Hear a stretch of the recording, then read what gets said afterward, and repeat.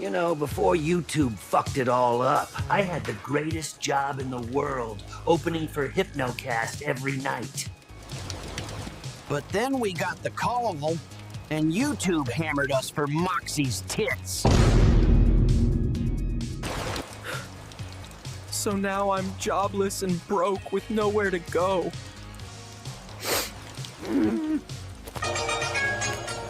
Your phone ringing. Oh, Your the phone ringing. is ringing. Big boy, come pick up your phone.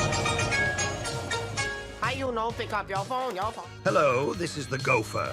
Who is it?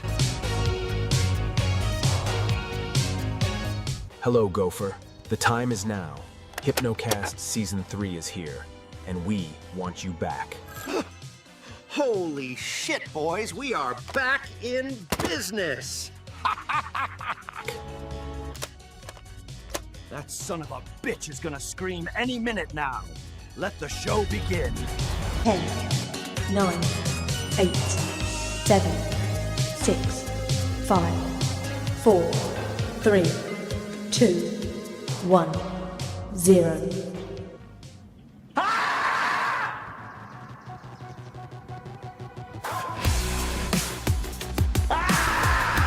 Probably all agree you can't cut 12-year-old Timmy's cock off. Yeah.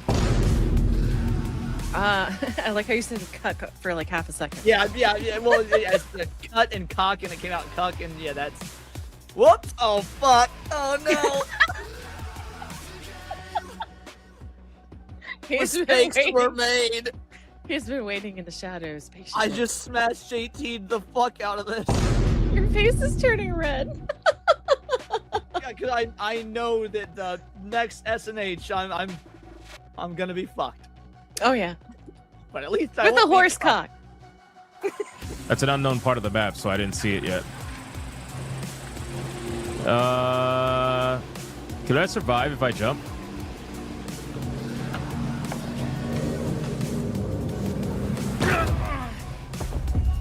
Nope. Nope. Nope. America the greatest country in the world? Absolutely not. If you were offered a one-way ticket to leave the country, never come back, but it's all expenses paid, would you accept that offer? I don't think that I would leave. I wouldn't leave either. Wow. Oh, I just, it's okay. I did that. I took it with me. Oh, shit. Yo. It's always the black people holding everybody else down. Time out. All right. You know what? Yeah, I'm going to bed. I'm tired. Tired of this shit. This communist ass game, whatever. This doesn't want Somebody me to else got it. You didn't get in. Yeah, it's just a lot of racism today. All right, y'all have fun. I'll just continue to watch and cope and see. Sounds good. And look at this motherfucker pretending he's gonna watch more Stranger Things. Yeah, you know he's gonna watch Stranger Things all day. Either that or like some game or something. Doesn't mean I don't have my phone next to me. You know? Watching porn. That's tomorrow. Okay, bye. MILF Hunters Part 14. Now, Hypno, I could have hit you with a shuriken. I opted not to because I'm a good friend. That's fucked up, you liar. You're a liar. You're an absolute liar. You're a liar. I knew it. Never trust white people. Thank you, and I wouldn't have done it. You could have said thank you, but you said like, yeah, Because I knew you were gonna do it.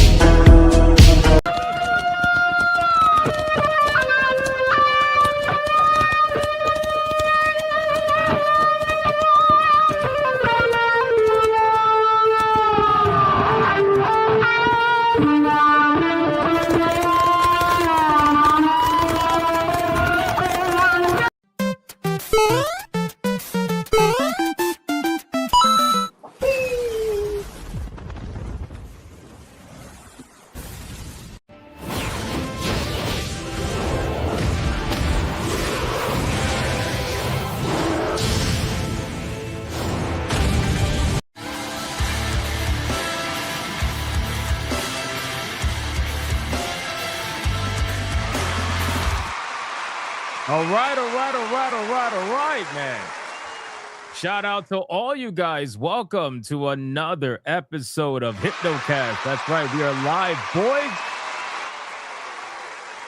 We are live. We're going to dive down the rabbit hole that is known as the internet. But before we do any of that, you got to bring it in close, ladies and gentlemen. Come on, let's go. We are officially in the middle of the week. It is a Wednesday. We need to get it going, guys. Come on, listen. The month is almost over. We got 4 more days before the month is over. We are trying to finish strong. The last day of the month is a Saturday Night Hypnosis episode where we're going to have an epic battle. It's going to be a great time. I honestly cannot wait. It's going to be fantastic. But get in here, and I want every single one of you to target on this glorious hump day the people that do not like to be hugged. We all know who they are in the chat. There's like 4 of them.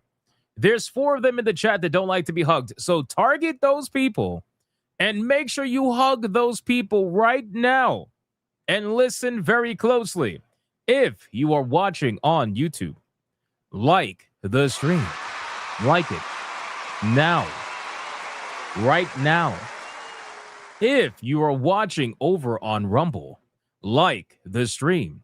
If you are watching over on Twitter, like the post. And if you are watching anywhere else right now, you too believe that we are going to get Half-Life 3.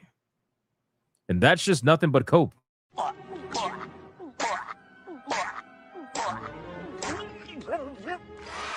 So like the stream. Don't let it happen to you. Can I get a mic check, please? Mic check, titty check, balls check. What are we checking? What are we checking today? Guys, we got a lot that we got to go over today. Holy fuck.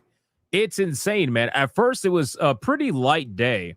There really wasn't anything too crazy going on. And then all of a sudden, like, fucking Steam gets sued, which is insane. Kotaku proves just how much of a fucking hypocrite they are all the time. Final Fantasy VII, the original, got re-released the other day, and people are felting the game. It's got pretty much mostly negative reviews for the recent reviews because, as expected, the port is terrible, and they didn't do a good job. I mean, it's just crazy, man. There's just so much going on, boys. So much going on. We got Bloodborne information that may or may not be true. Apparently, it might not be true. Who fucking knows? But listen, we got a lot we got to go over. But what else are we checking? What are we checking today, guys? We got check the check from Panthera. Thank you. We got pineapple on pizza. We are never checking Monkey Man ever again. That's it. We're done. We are done. We got stuffed crust pizza check. Very nice. Very nice. We got I need cribs in desert check. Yeah, I would agree. I think a lot of people are waiting for that. Kiwi on pizza. That's disgusting. What are we doing? Tonkotsu Robin. Very nice. Doctors suck and change shit just to fuck with you check. Well, there you go. YouTube is on drugs again check. Yes, it is. Oh, let me get that out the way, by the way. Sorry. So, for those of you watching the stream on YouTube, something weird is going on with YouTube today. No idea what's happening. I think it's lightening up. I'm not exactly 100% sure, but I think it is lightening up. What's happening is that with YouTube, apparently the chats were not going through.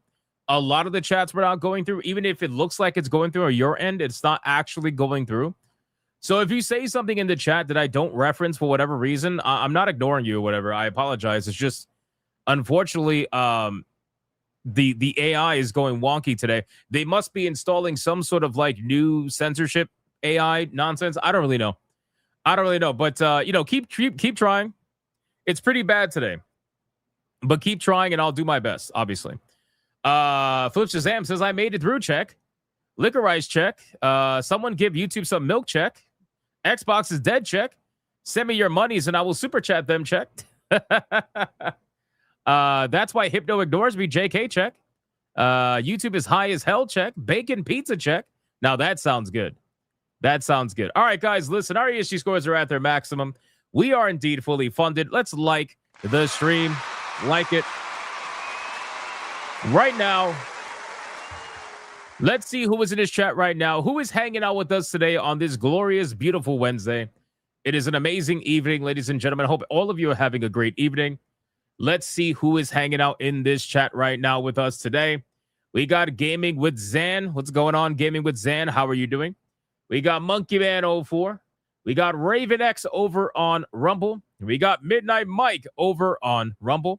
We got Sanikin Sibo over on YouTube. What's going on, man? We got 17 Crash Gaming. We got Denarier over on Rumble. We got Darth Dimos. What's going on, man? Mr. Melancholy. Fell Steph. A Kickin' Danitz. What's going on, dude? We got Colonel Ruv. We got Air Razor X over on Rumble. We got Colonel Ruv. We got Jack. Wait for it. Me Off over on YouTube. We got Demon Carol over on Rumble. We got Adair Soto.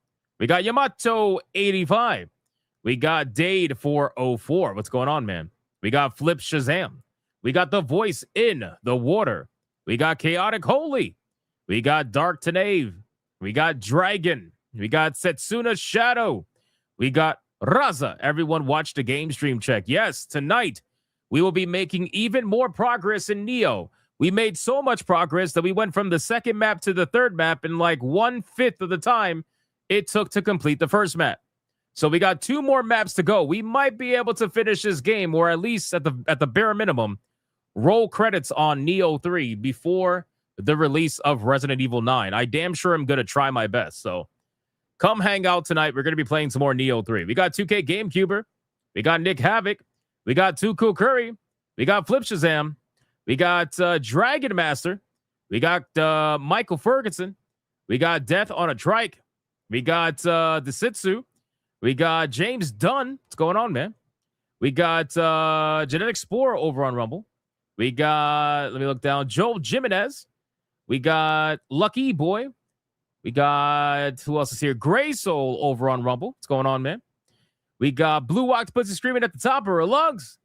We got, let's see, Beautiful Zexel. Jason Alador. Who else is here, man? Reaper Knight. Grimlock is here. Creepier 07. What's going on, man? Melody Johnson. How you doing? We got Nick Havoc. We got Caramon still hiding in his box. Guys, we need to get, I don't know how we're going to do it because he doesn't do this in Leon stream. So we need to get Guy Caramon out of his box. And we need to get him, just, help him. That's all I'm trying to say. We got Nelson. What's going on, man? 2K GameCuber. All right, 4 more people, boys. 4 more people. Then we got to get on with the show. 4 more people. Darth Dimos confirms that he is here. Full Metal 921. Commander Sonok. Romanizer 24 on Rumble. Limitless Andre. Crash Collins over on Rumble. Matthew with the Hero Prees. What's going on, man? We got, who else? Let me scroll down. Tanya Raven. I'm here and felted. Pretty much. Old Man Cad. We got Magni32. We got Scampus, this son of a bitch. This fucking cat. We got Panther questioning whether or not he's here. And last but not least, we got Frag Monkey. We got T-Jazz Art and Comics. Mystic Vegeta. Frenchie07. Life Ferret over on Rumble. And we got Mervoth over on Rumble. And Ron DFK. Everybody look at the hat. Everybody look at the hat. All right, boys, listen, I called out as many people as I possibly could. Let's sacrifice your fellow Bigot Army member on this amazing Wednesday. It's an amazing Wednesday, boys. Let's sacrifice your Bigot Army member, and let's see who's going to get the final call out today. The final call out money shot. Let's see.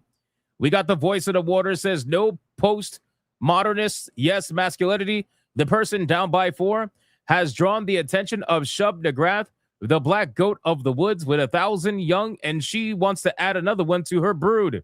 All right, bro. At this point, the voice in the water needs to write a book or something, because these money shots are damn near like little novels. What the fuck is going on here? This is insane. Let's go down by 4. 1, 2, 3, 4. Oh, come on. Can't you keep the hellos for after this segment? Can't you wait until after? Holy shit. You gotta be fucking kidding me. You have got to be. You really can't just. You can't just keep the hellos until after. You know, it's crazy because we were starting to ban him. No, I'm not going to ban him. He was being nice. We were starting to do decent. We were starting to last longer than just a couple of seconds. And here comes Crash Collins, who's like, no, I got to say hi to Kurakami. God damn it, Rumble. You fucked it up. Congratulations to Crash Collins. You are the recipient of the money shot today.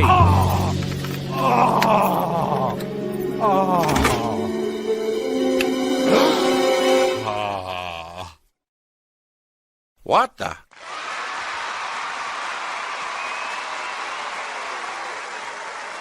It's truly unbelievable. It is unbelievable. All right, guys, listen, we got a lot we got to talk about today. Let me go over the topics so we all know where we stand for this amazing Wednesday evening. All right, number 1, we're going to be talking about Final Fantasy VII, the original video game, not the remakes. Now, if you guys are unaware, Square Enix has officially released their update, if you want to call it an update, but whatever, the updated version of the Final Fantasy VII original video game over on Steam and other digital platforms. And essentially, this is supposed to be their big update. It's supposed to introduce a lot of quality of life features. Basically, you're getting the PS4 version, but now you're getting it on Steam. So it has better controller support and other features that we're going to go over. But apparently, the port is really bad. Apparently, it already got patched. Some of it already got patched. That's how bad it was. It released with some really bad bugs and some really bad visual bugs as well. I believe the visual bugs are still there in the game. I don't know if they're going to be able to fix that, but we're going to talk about it because the reviews are being not nice. The reviews are very angry right now for this video game, and I can't blame them. So we're going to talk about that. We're also going to talk about the lawsuit with Steam, because Steam is being sued yet again, and it is in my belief that what we are witnessing is a concerted effort among certain groups of people that all seem to be targeting Steam and Valve. Because, well, let's be real. When you are a private company that is on top of pretty much almost all other public companies, you're going to become the enemy of a lot of these people. And it seems like lawfare has now come towards Steam. So we're going to talk about it. And we're going to see what's going on with that. Yeah, they're getting sued again. They're getting sued by the Attorney General of New York, apparently. So we're going to talk about that and see what's going on with that nonsense. We're also going to talk about the Bloodborne remake. But more specifically, we're going to be talking about Bluepoint.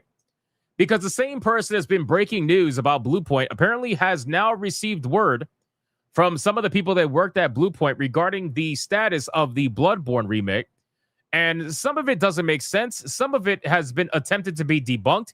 He's also been fighting against people against the debunking, claiming that it has nothing to do with what he's personally said.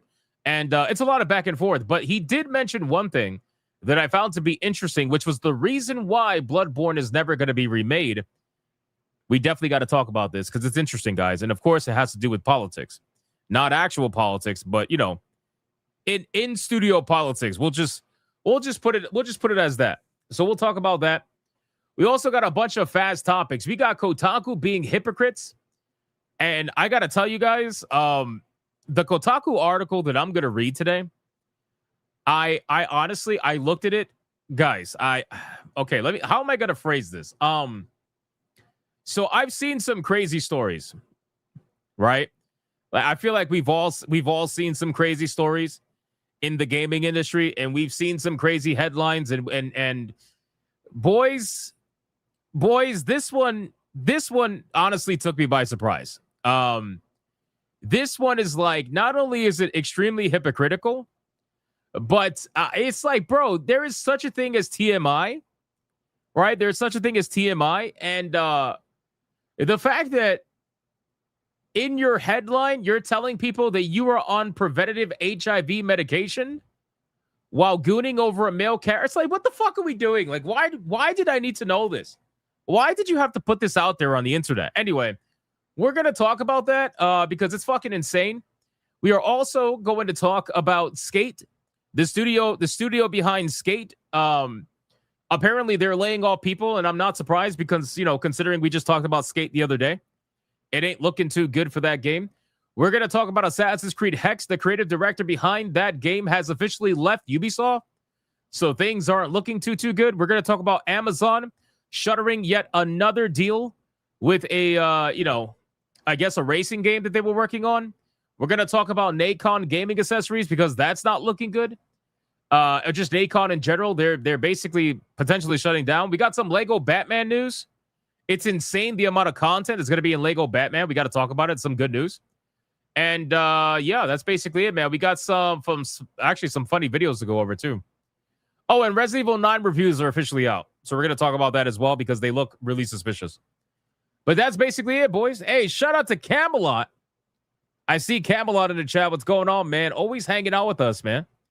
Shout out to Camelot. One of these days, Camelot is going to say yes to join Saturday Night Hypnosis. I know, like, he's super busy and he doesn't really want to join because, he probably thinks we're gay or something. But, one of these days he will say yes. I don't know when. I don't know when that day is, but one of these days he will. With your support, chat, he will say yes. All right, boys, we got to get into the pre-stream legends.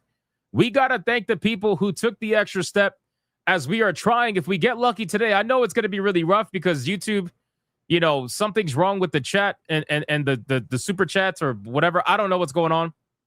But we're trying to get to 574 tier 1s in a row and 265 tier 2s in a row. So let's do our best. Forget the rest. You know how it goes, man. We got Gray Soul with a 5, which, by the way, I'm trying to work on a new pre-stream Legends clip. I want it to be like fucking epic, boys. It's kind of going to tie into this.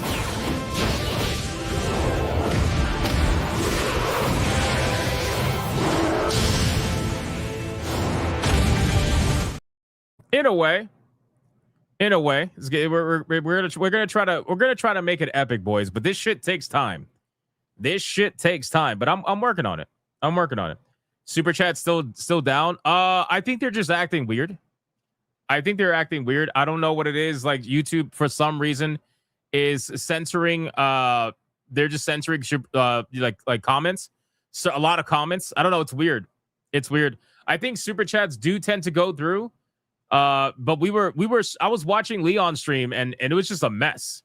It was a mess. And I know Cassie was dealing with a bunch of nonsense too. So that's just what it is. All right. Camelot says he's gonna join. I'll believe it when I see it, Camelot. You're a very busy man. Come on, we all know. You're not gonna grace us with your gayness. It's not gonna happen. All right, let's go with the pre-stream legends, man. Shout out to Gray Soul with the 5. In 3,024 years, life will either be really good or really bad. It's 50-50.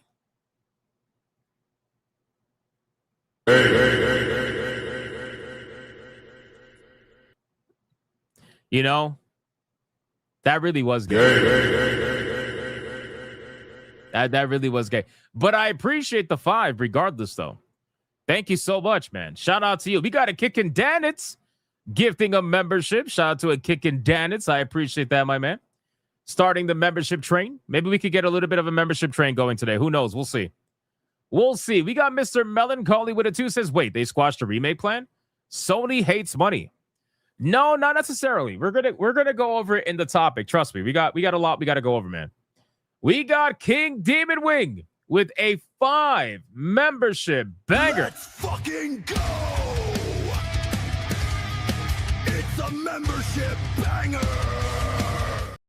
And considering that is the first one of the stream, spam the King Demon Wing emojis because you already know what that means.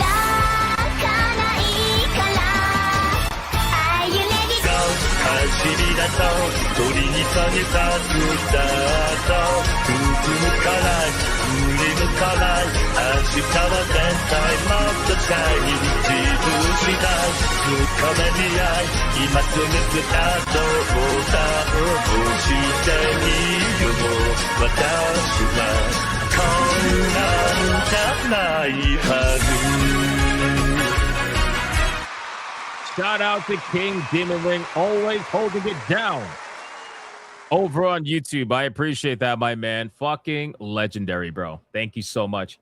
And then we got Tanya Raven with a 2 says, I just found out that I'm indeed late and gay. You see, Tanya pays the late tax. Nobody else wants to pay the late tax, but Tanya pays it. I appreciate that. Thank you, Tanya. We got Flip Shazam with a 5. The fuck? Testes. Tastiest.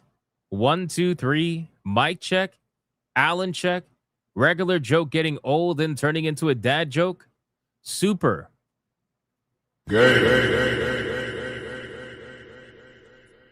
What the fuck? I'm just going to pretend like I didn't read that. Thank you, Flip Shazam with the 5. Setsuna Shadow says she paid her late tax. That's beautiful. That's beautiful. Look at the late tax. Look at the late tax. And then we got Gaming Delusions becoming a member all on his own. Shout out to Gaming Delusions. Thank you for becoming a member. I appreciate that, man. Shout out to you. And then last but not least on YouTube, we got Gamer Nurse Gale for 8 months of legendary status. And she says, 4 months to the year since I joined the Bigot Army. Been a hell of a ride. Shout out to you. Thank you so much, Gamer Nurse Gale. 8 months is not a short time. I appreciate that. That is legendary. Thank you for that. Let's go over to Rumble. Let's see what Rumble's doing. Rumble, you guys awake? I think they're awake today. We got Crash Collins holding it down like always over on Rumble with the membership. Thank you, Crash Collins. I appreciate that. And then we got D Draconic over on Rumble as well with a membership. Thank you so much, D Draconic. I appreciate that. You guys always holding it down over there. And then we got Mervoth with $1. Says, glad I bought Final Fantasy VII before this release. One day you need to Griffcast a modded one on a slow week. Bro, we haven't had a slow week in like a year. It's constant. It's like constant, bro. I do try, though. I do try. I'm so close to platinuming Power Washing Simulator 2. I finally completed, guys, the solar system level. That shit was unbelievable. Like, what the fuck? That level sucked. Okay. That level sucked, but I got the achievement though, which sucked even more, but I got the achievement. But I'm working on it. I'm almost done. I'm hanging here at the moment due to the YouTube BS and censorship. Couldn't dono shit. Yeah, I know. I figured as much. We're probably going to get felted on our tiers because YouTube is censoring whatever the fuck they're censoring and people are having trouble donoing. I really don't know what's going on today. It's just one of those nights, man. We're gonna do our best, and that's basically it. Nick Havoc says, "Did you see the new DLC trailer for the game?" I did. It looks really cool. It's like what do you call it? Cell shaded, right? It looks really cool. I can't wait to see. I would love to play that DLC. And then you got Crash Collins, D Draconic, and Deadarier all dropping memberships over on Rumble, rapid fire, back to back to back. Thank you so much, man. I appreciate that. Camelot says, for reference, send your super chats in Spanish. Yeah, for some reason, if you talk in Spanish, YouTube just doesn't matter. it doesn't matter. But don't expect me to read them properly. And then we got, what do we got? Crash Collins with $1. That was posted before the segment started. Well, there you go. And then Crash Collins with $1 says Rumble lag sucks for fuck's sakes. So wait, so Crash Collins is saying that he got money shotted because of lag. This is the same guy that was donating to Felicia and coping about being a furry. That's crazy. You're coping about the money shot. You're coping about being a furry. What else we coping about? We just got to let it go, man. We got to let it go. It's cope. Just deal with it. It's all good. We love you anyway. Don't worry about it. Don't worry about it. What else we got? Gray the Merchant with $1. Shit. Bought Final Fantasy VII before the storm. Bloodborne still not here. It's a tragedy at this point. Hashtag Sony hates Mooney. Mooney, Gabe laughing his ass off. This small law wars. In Gabe, we trust. Sounds about right. And then I think that's it. Yeah, that's it on Rumble. Shout out to Rumble. Thank you so much. I appreciate that. What else we got, man? We got Setsuda Shadow with a 149 super sticker.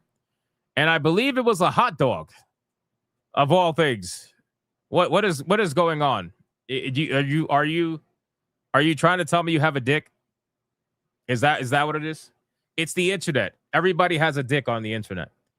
And then Camelot with a 5. I can't say that first words. I know it's en mi cara, senor. I know that, but siéntese. I think it's siéntese. I'm pretty sure. My Spanish is terrible, bro. You got to understand, I'm an Americanized Puerto Rican, okay? We don't like that Spanglish. Unless it's Spanish women, and then suddenly we can speak it. You understand? I think it's siéntese. I'm pretty sure. Siéntese en mi cara, senor. I'm pretty sure. Okay, but what you're gonna do is you're gonna turn on all the people in the chat that likes to hear me speak Spanish. You understand? They're gonna be like, "Oh my God, me gusta." You understand? It's gonna be one of those things where they're gonna lose their mind over that. You know? Now it's gonna get clipped, and they're gonna keep it in their secret folder where they're gonna be gooning all day. You see what you did? You see what you fucking did? God damn it! Why couldn't you be like Adair Soto and type out fucking kanji? That's a lot easier, right? Adair Soto with a 2 says kanji. I don't know what the fuck. I don't know what this is. I have no idea what this is. But I'm gonna say thank you. I'm just gonna say thank you. Thank you for that. I appreciate that. All right. Let's are we caught up? Yes, we are fully caught up. Thank you guys so much for the insane support. Appreciate it. Like I said, we're trying, man. We're trying. It's gonna be a motherfucker, but we are trying to get to 574 tier 1s in a row and 265 tier 2s in a row. We're trying, man. So, I don't know. We'll see, man. YouTube censoring super chats is definitely not gonna help. That's for sure. It's not gonna help, but we're still gonna try our best. Lockwire calling me a noob with a super sticker. See, I like this. This is a lot simpler. You see this, and it glows. Look at that. The word noob glows. It's beautiful. I wish StreamYard showed it, but they don't show it. Shout out to Lockwire. Definitely. Thank you, man. I appreciate that. All right, boys. Let's get into the content. Before we get into anything, I need to showcase a clip that I saw that just blew my mind. Guys, I've heard of going to church, obviously, but I have never heard of going to church in Roblox. I've never heard of going to church in Roblox. Like, can somebody explain to me, is this why Roblox has so many players aside from what do you call it? Aside from the the weirdos on Roblox? Like, what the fuck? Why are we going to church in Roblox? Raven X with $1 says for the goon stash. Thank you. I appreciate that. Look at this shit. Nick Havoc with a 5.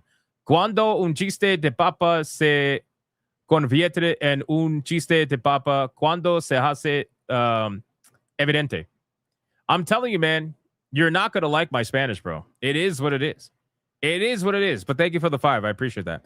Guys, let's watch Roblox in church, or church in Roblox, or something. Let's Imagine someone walking into a room and confidently announcing, "I know the president." Some people might be impressed. They might assume influence or authority or closeness. But then imagine if someone asks, "Well, does the president know you?" Suddenly their entire claim changes, because there's a vast difference between knowing about someone and being personally known by them. You can know the president's speeches, you can quote his words, you can wear his campaign shirt, you can attend his rallies and speak passionately about his leadership. Bro, like, in what world do we live in where Ultra Instinct Goku is hosting a fucking church? Like, why are we role playing? Like, why is Goku a fucking pastor, bro? Can anybody like, what the fuck? But none of that matters if you don't have a relationship with him. The true test is not whether you know his name. The true test is whether he knows yours. Bring that. I can go to the White House right now. Hey, I know the president. Hey, that ain't gonna get me inside, right? Now let's bring this back to the words of Jesus. Jesus said, "Then I will declare to them, I never knew you." Notice what he does not say. He does not say, "You never knew me." He says, "I never knew you." These people clearly knew his name. They called him Lord. They spoke about him publicly. Look at their works. It's itemized. It's listed in that chapter. They spoke about him publicly. They preached about him. Unironically, I don't know if they're taking this super seriously or not, but like, what the fuck is this, bro? Roblox is insane. And you know, I know this is meant to be funny. Don't get me wrong. I know this is meant to be funny, or at least it is funny. But my thing is, like, all this does is show me the reason why Roblox is as big as it is. Because keep in mind, guys, Roblox is bigger than every other platform combined. It's bigger than Steam. It's bigger than PlayStation. It's bigger than Nintendo. It's bigger than all these companies, bro. It's not even close. And it's because people log on this game and do the most random shit, including this, bro. Like, just sitting down and role-playing being at a church. I don't know, bro.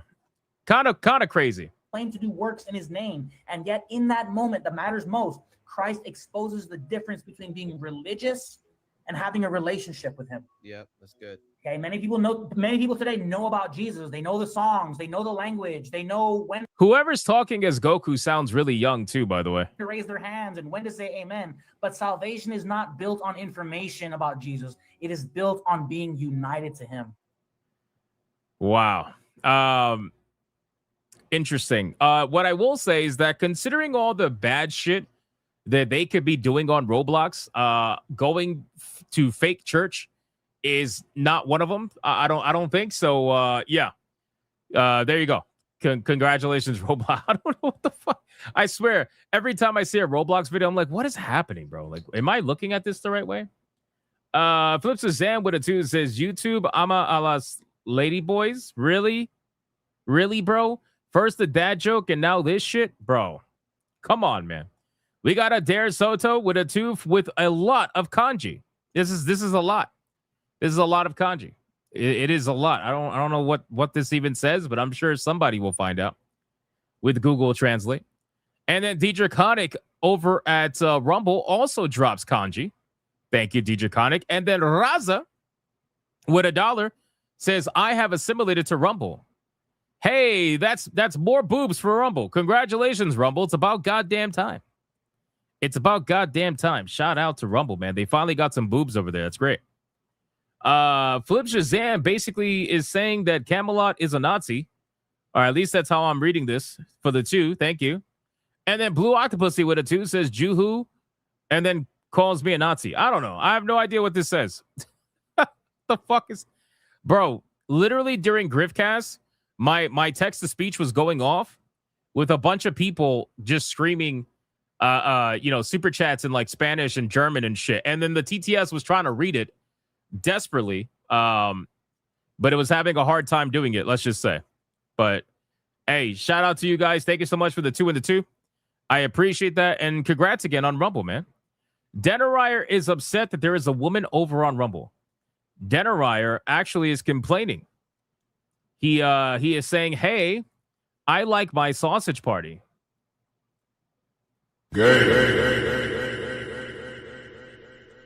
Damn. That's crazy. That's crazy. Raza ruined it. Ruined the sausage party for Denarier. That's crazy. All right, boys, let's get into the content, man. We just wanted to look at that video just to have a little bit of a laugh. Let's talk about something quick. Let's talk about Resident Evil 9 reviews.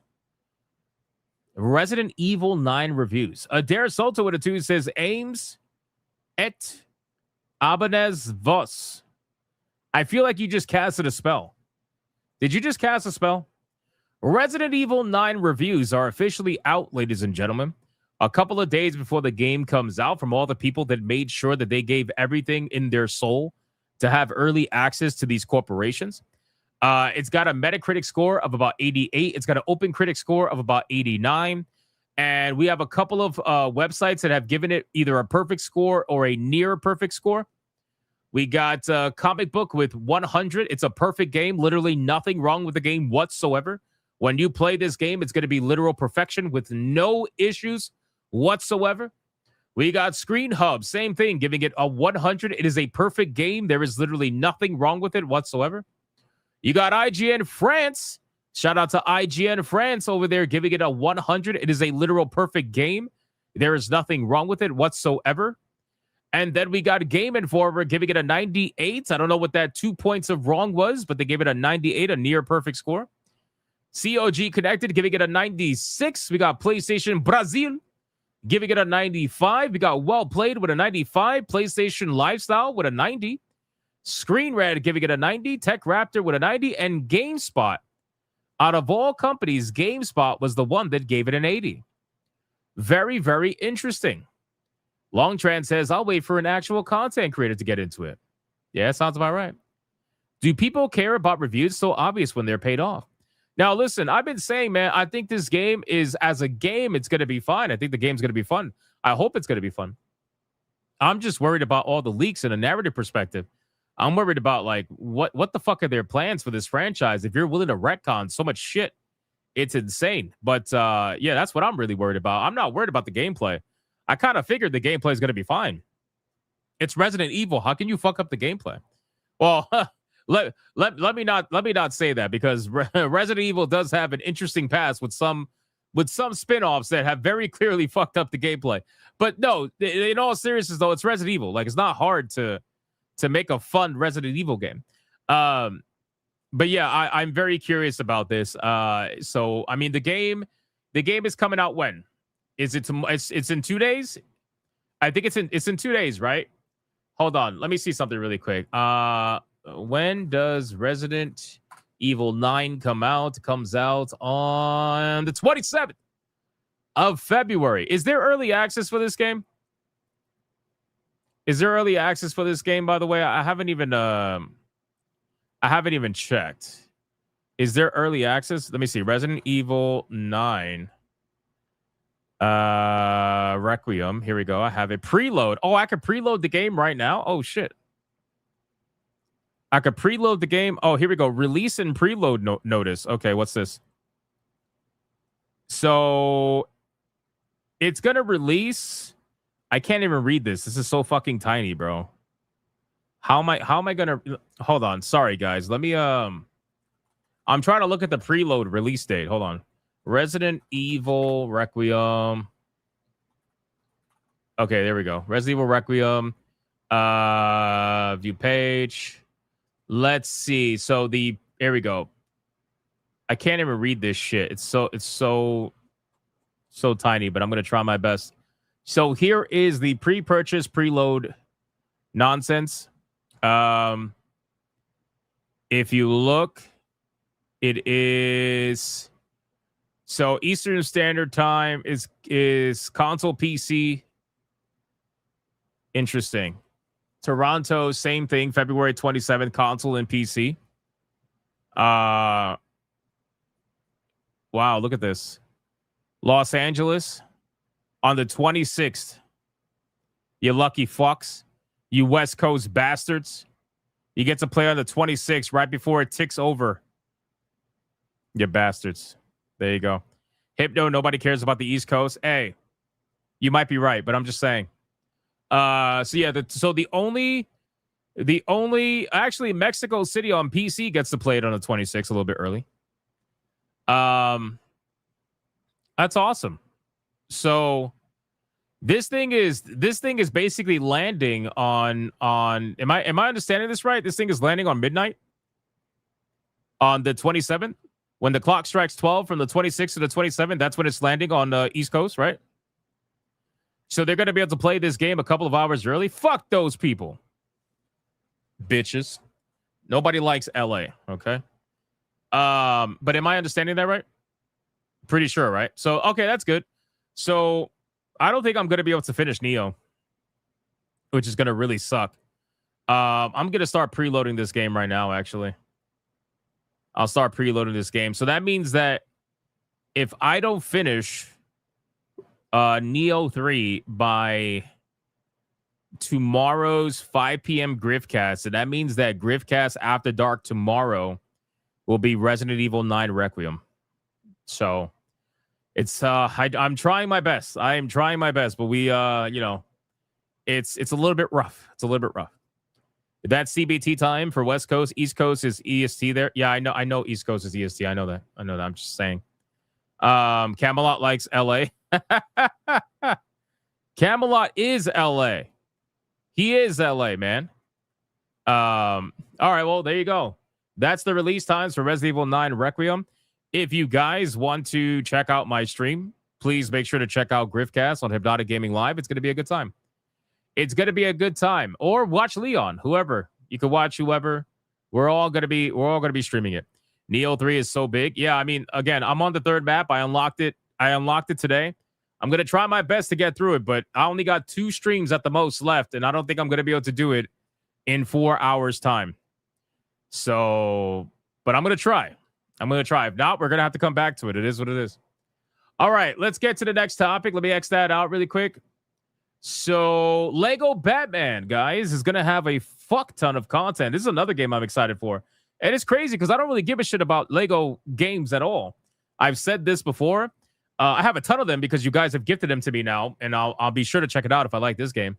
But I'm not like a huge fan of the Lego games. However, Lego Batman apparently is going to be offering over 100 suits and other collectibles in the game as well, which is pretty interesting. Let me scroll down. It says, speaking to IGN at IGN FanFest, Jonathan Smith, head of development at TT Games, elaborated on the team's approach to the game's story, which centers on core characters and promises multiple collectibles, allowing everyone to enjoy a Batcave full of memorabilia. And I don't think they are. I don't think they're charging for this either, that's even better. All right. So this is basically all going to be in-game content, which is exactly how it should be. We then want to give you lots and lots of options to see the full range of what those characters can be by giving you more than 100 different suits to collect. So you still get that moment in the Batcave when you got all the different suits from all the different characters arrayed in front of you, colorful and glorious. You're still compelled to want to complete that collection. That sounds awesome. I'm telling you, man, this game, I think this game genuinely is gonna do shockingly well. Considering I don't really know what other like Lego games do on Steam. I'll be very curious. I feel like these games have more of a console fan base. But if I just look at Lego, I don't know, what's a recent Lego game that's come out? What's a recent Lego game that has come out that I can check some numbers? Let me see. 2022 Star Wars: The Skywalker Saga came out, and then Lego Worlds came out in 2017. Superheroes in 2013, Lord of the Rings in 2012, Jurassic World 2015. I guess it's going to be Skywalker. So Skywalker would be the most recent one that I could check out. The game is already, the lowest price this game has been is $4.99. So they tend to whore these games out pretty quick. The retail price for the game is $49.99. That's how much the game costs right now. Lowest recorded price is $4.99. Holy shit. Oh, that is... Wow. Wow, that is shocking. Wait a second. 82,000 concurrent players at release. That's a lot of people. That means that hundreds of thousands of people decided to pay full price for Lego Star Wars The Skywalker edition. That's crazy. That's pretty impressive. I didn't think it was that high, but that's pretty fucking high, bro. There are more people playing this game than there is playing High Guard right now. Look at this. High Guard has a 24-hour peak of 678, and it's free. It's free. That's crazy, bro. Lego Star Wars has 782 24-hour peak. That's insane. Wow. What other Lego Lego what's another one? Horizon Adventures. Did that come out yet? Yeah, that came out 2024. Let's see. Oh. Holy shit. Damn, Sony really thought. Sony was like, yep, there's no way we're going to get felted. Damn, bro. That's crazy. What a difference. That's rough, bro. 58% reviews. Is this the same studio that made it? Guerrilla Games Studio Gobo. Let's see. Lego Skywalker. Oh, no. Different developer, TT Games. So maybe the developers behind Lego Horizon just fucking sucked at making a Lego game. So maybe they were just like, the reviews are terrible. I don't know. How much was this thing? $40. The lowest recorded price was $19.99. It's a short Lego game? Or you mean it's a short Lego game? I mean, this definitely does not look like... it's fucking Horizon, bro. Oh my God, look at this shit. I mean, listen, again, I never understood the allure of... I've never understood the allure of Lego games. I would be curious, did this require a PlayStation account? That could have definitely impacted this game. If they were stupid enough to require a PlayStation account in order to play this game, that definitely could have felted their numbers for sure. It's on Switch also. That's not a Lego game. Well, I mean, let's look at Lego Star Wars: The Skywalker. I'm not gonna lie, this looks kind of cool. Oh my God, I hate this bitch. I mean, I guess I can understand. That looks really good. Holy shit, that's impressive. I don't know. I guess I can understand. For me, I just never really saw, like, I feel like a lot of kids play these games. So I can understand they're the reason why it got purchased. But Star Wars is a pretty massive IP. So I feel like a lot of people were to buy this game, especially. I'm just shocked it was all at release, though. 82,000 at release is a crazy number. That's crazy. This game made so much money, if that's the case. $50 times hundreds of thousands. Yeah, they definitely made money for sure. All right, let's move on. But anyway, I'm excited for Lego Batman. Let me see. Hold on. Hold on. Sorry. Lego Dark. There we go. Lego Batman, Legacy of the Dark Knight. Here we go. It's being made by TT Games. So the same people that made the Skywalker is making Lego Batman. So that's good. This game looks so fucking cool, man. I don't know what it is about this one. I guess because it's modeled after the Dark Knight, but there's something about this one that makes me inherently more interested than any other Lego game I've ever seen. I don't know what it is, but it's just the way that it is. Top 33 in wishlist, top 533 in top sellers, 31,000 followers. This game will probably do pretty decent. I don't know if it's going to do Skywalker decent, but I think it's going to do pretty decent for sure. So we'll definitely be playing this game. I don't know if we're going to Griffcast it, but we'll definitely be playing this game for sure. All right, let's X out of this really quick.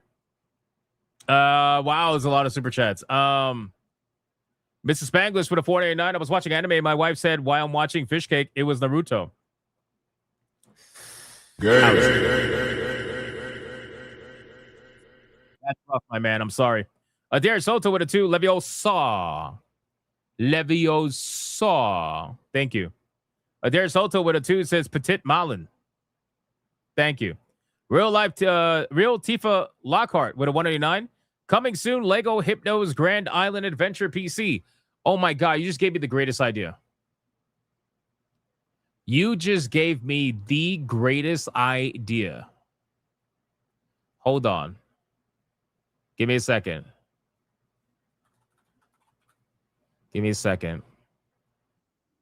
I'm trying something. We'll see if it works. I'm trying something. Adair Soto with a 2. Ciao. Come stai. Hypnotico. Thank you. Appreciate that. Odin Dark with a 2. Horizon Zero is the IP of the last decade.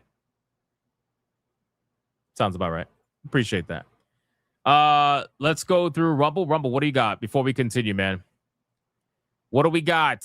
Gray the Merchant with $1. Damn, Denarier. Uh-oh. Aren't you a lady boy? I saw you around the corner with Gay Treyas. Sausage party. We call that Bratwurst Festival with Rumble Chat. Beers and sausage all around you, fucks.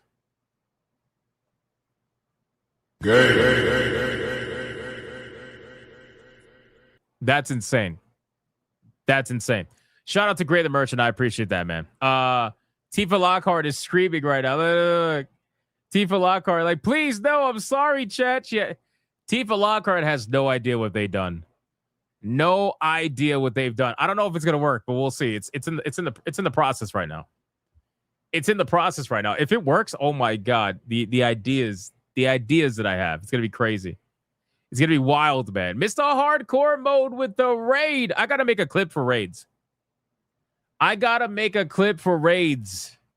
We need a clip.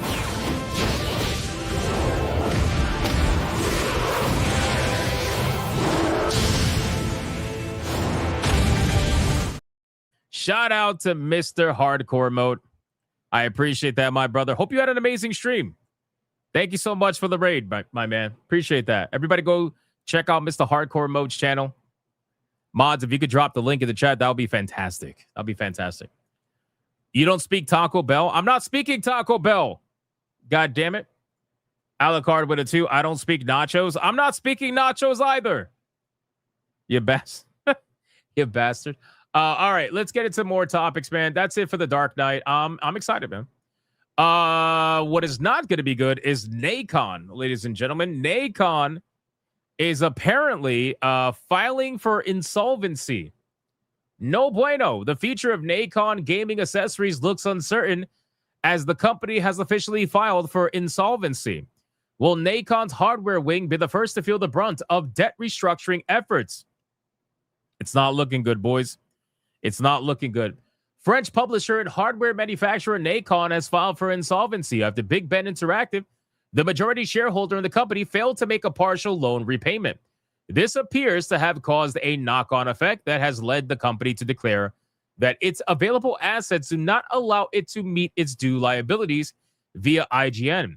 While the news will be worrying for fans of games published under its umbrella, it's also concerning for its hardware wing. Nacon designs and manufactures a variety of hardware peripherals, including controllers, headsets, microphones, and more recently, racing wheels. With debt organization considerations not requested, it certainly seems likely that Nacon will be forced to look at what it can and cannot afford to keep.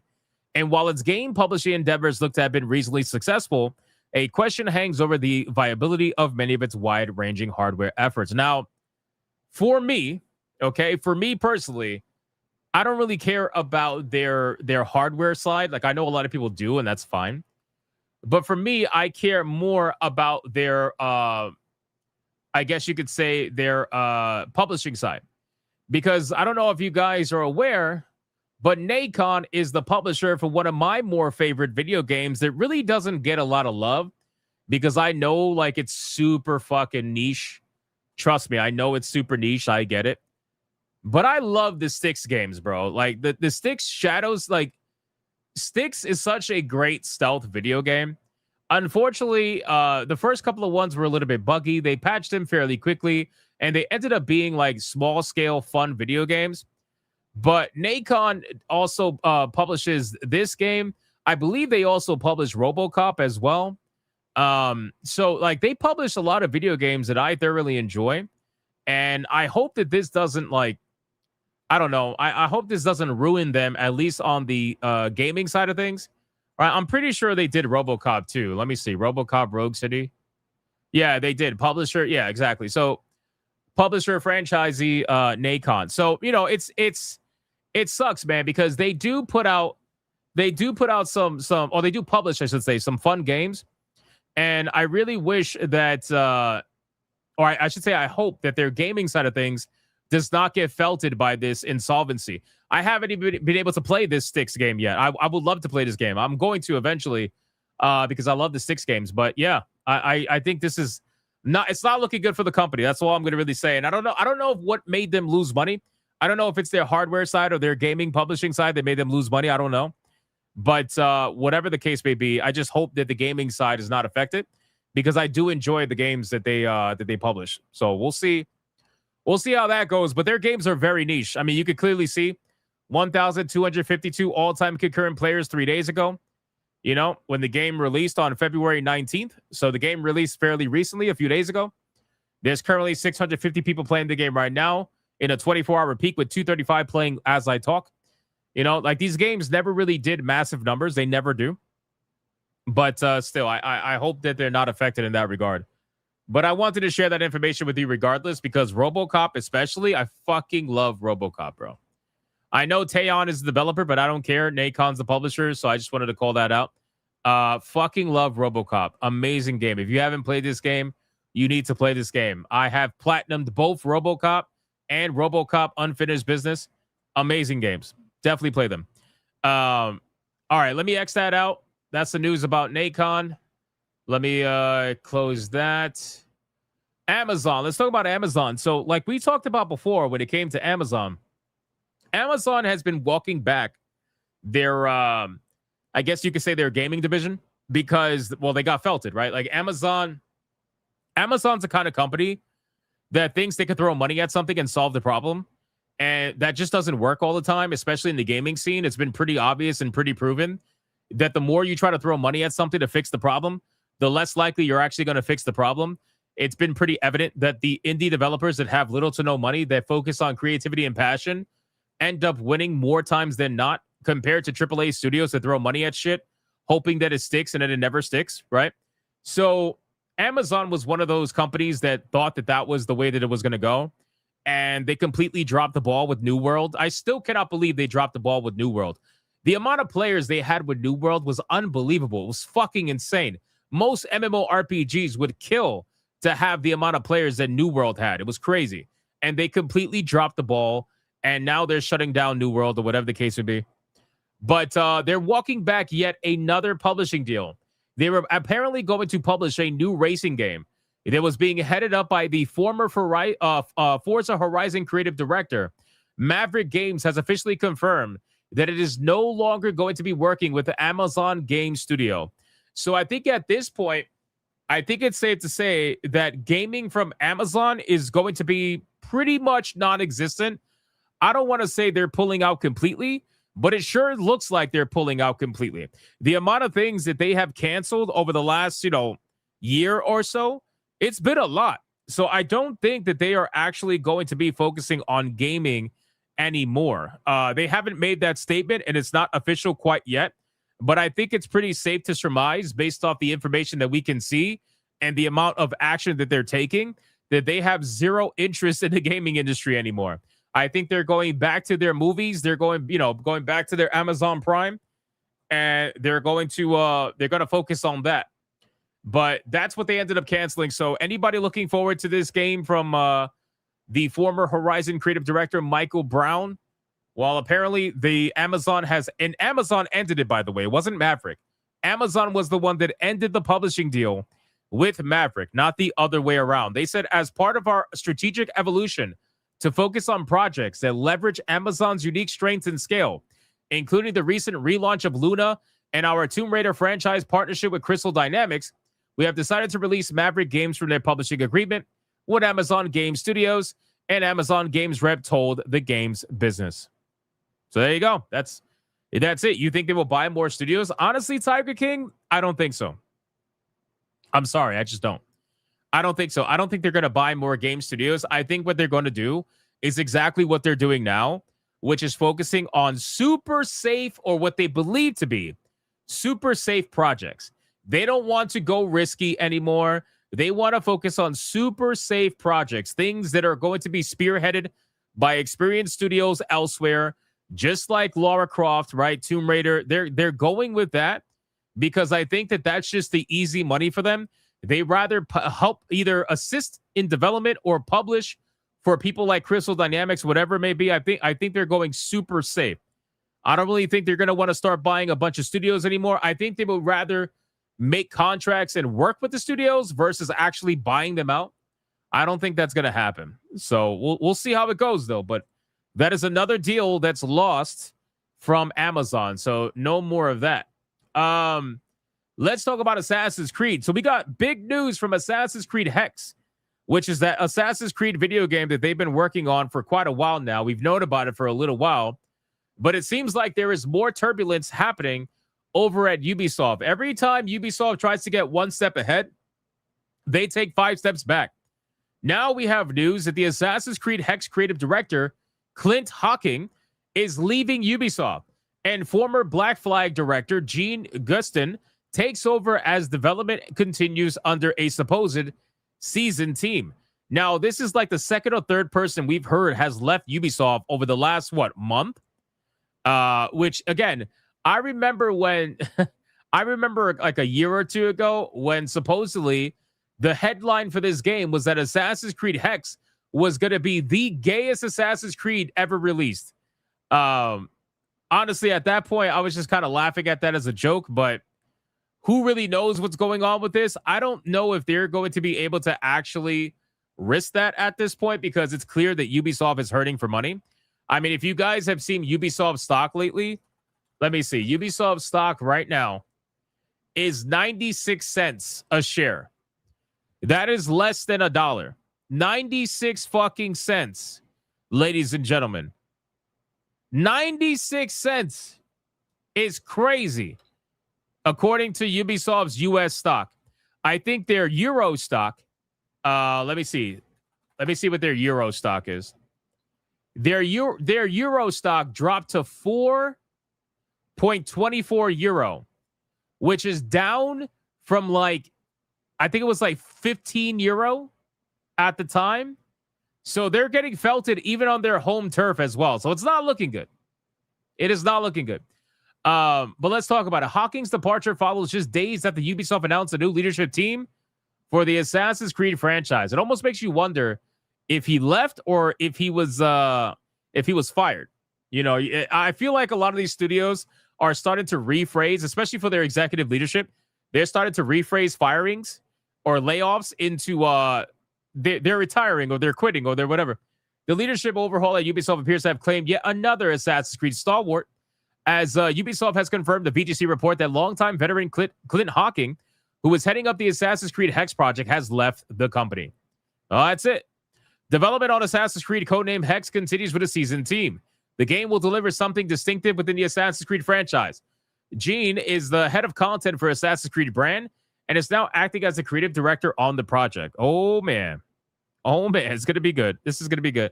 I cannot wait for more Assassin's Creed. I hope it's just as interesting as Shadows was. Selfishly, from a content perspective, obviously.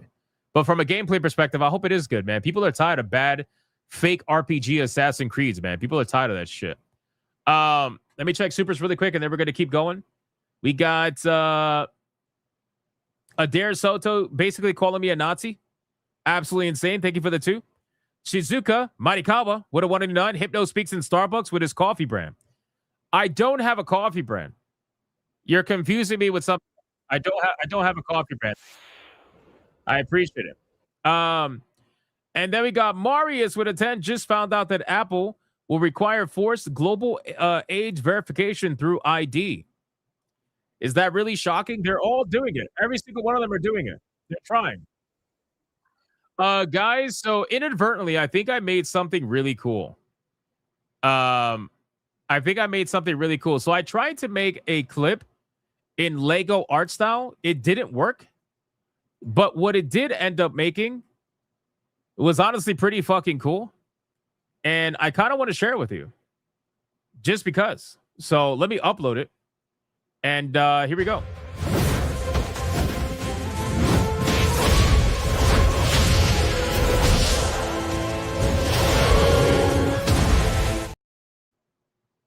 That was cool. Man, I could do a lot with this. I could definitely do a lot with this. There's got to be a way to make it do Lego. How about make a funny scene with this character based in the Lego universe. Maybe that'll work. Make the art style exactly like Lego. Let's see. I don't know. Let's see if that works. I'm trying my best.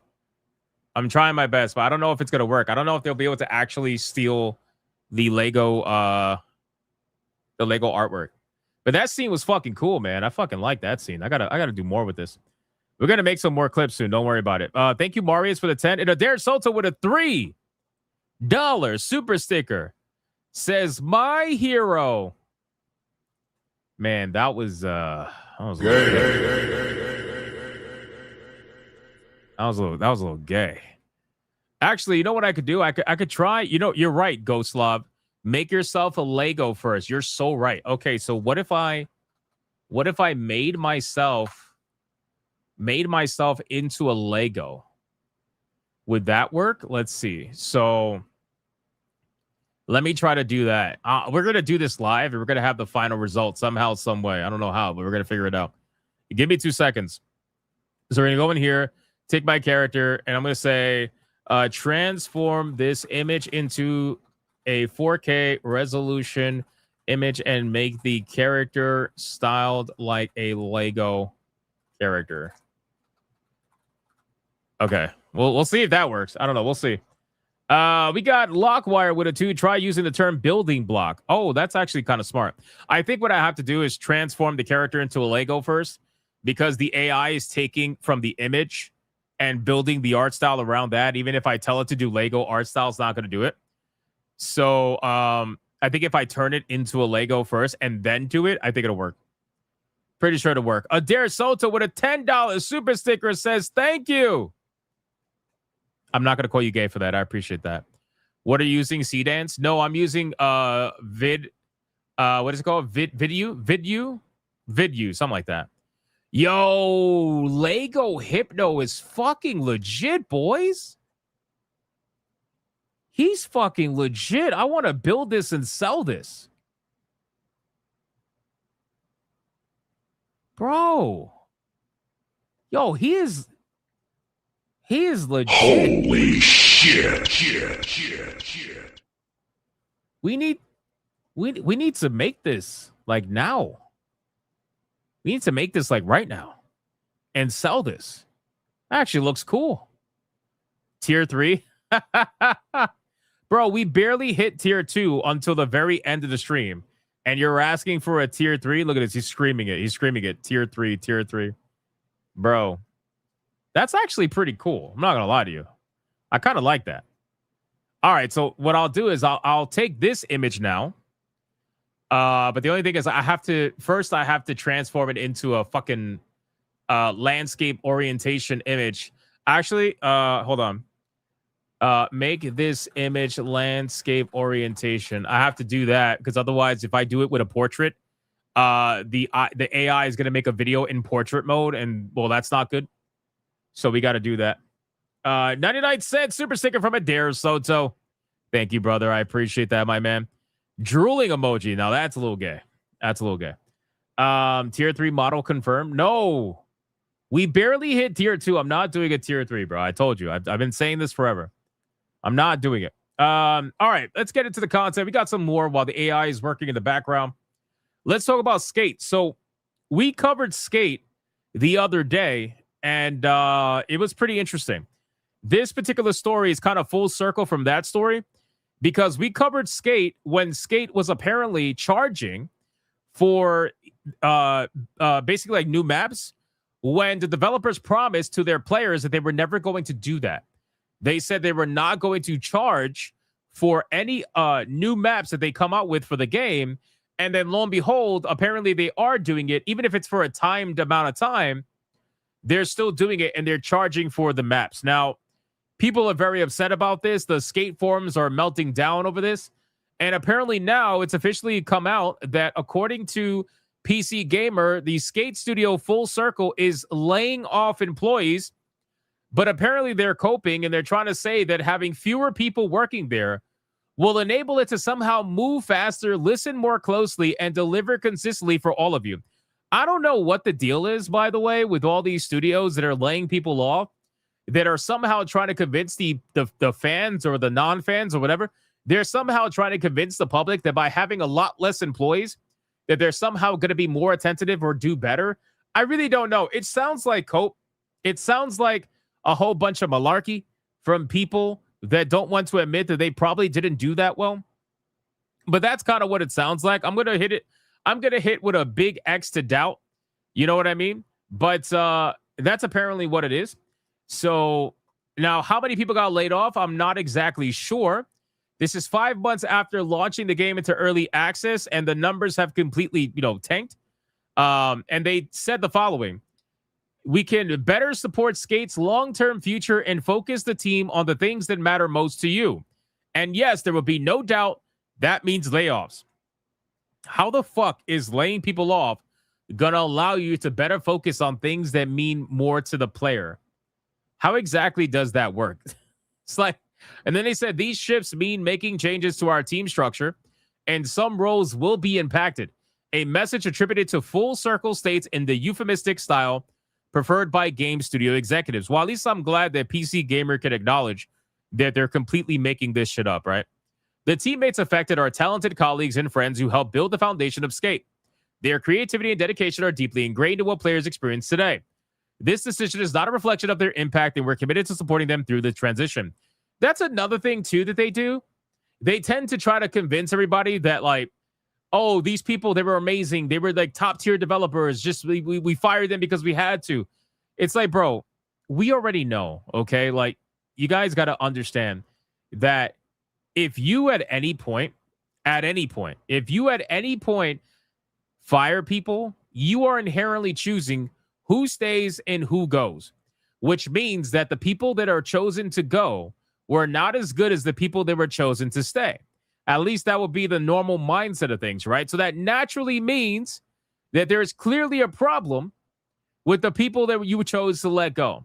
As much as you want to say they're amazing, they're the best developers ever and all that, we all know that's not true. Exactly. It's corporate gobbledygook. Exactly, Victor. Victor. It's gobbledygook. That's all it is. Complete gobbledygook.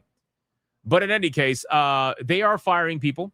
And according to PC Gamer, I don't think there is an actual number on any of this. So apparently they're still planning to go for Skate Season 3, which includes changes on how we'll handle updates in the future. Yeah, which means the updates are going to come slower and slower until the game dies, unfortunately.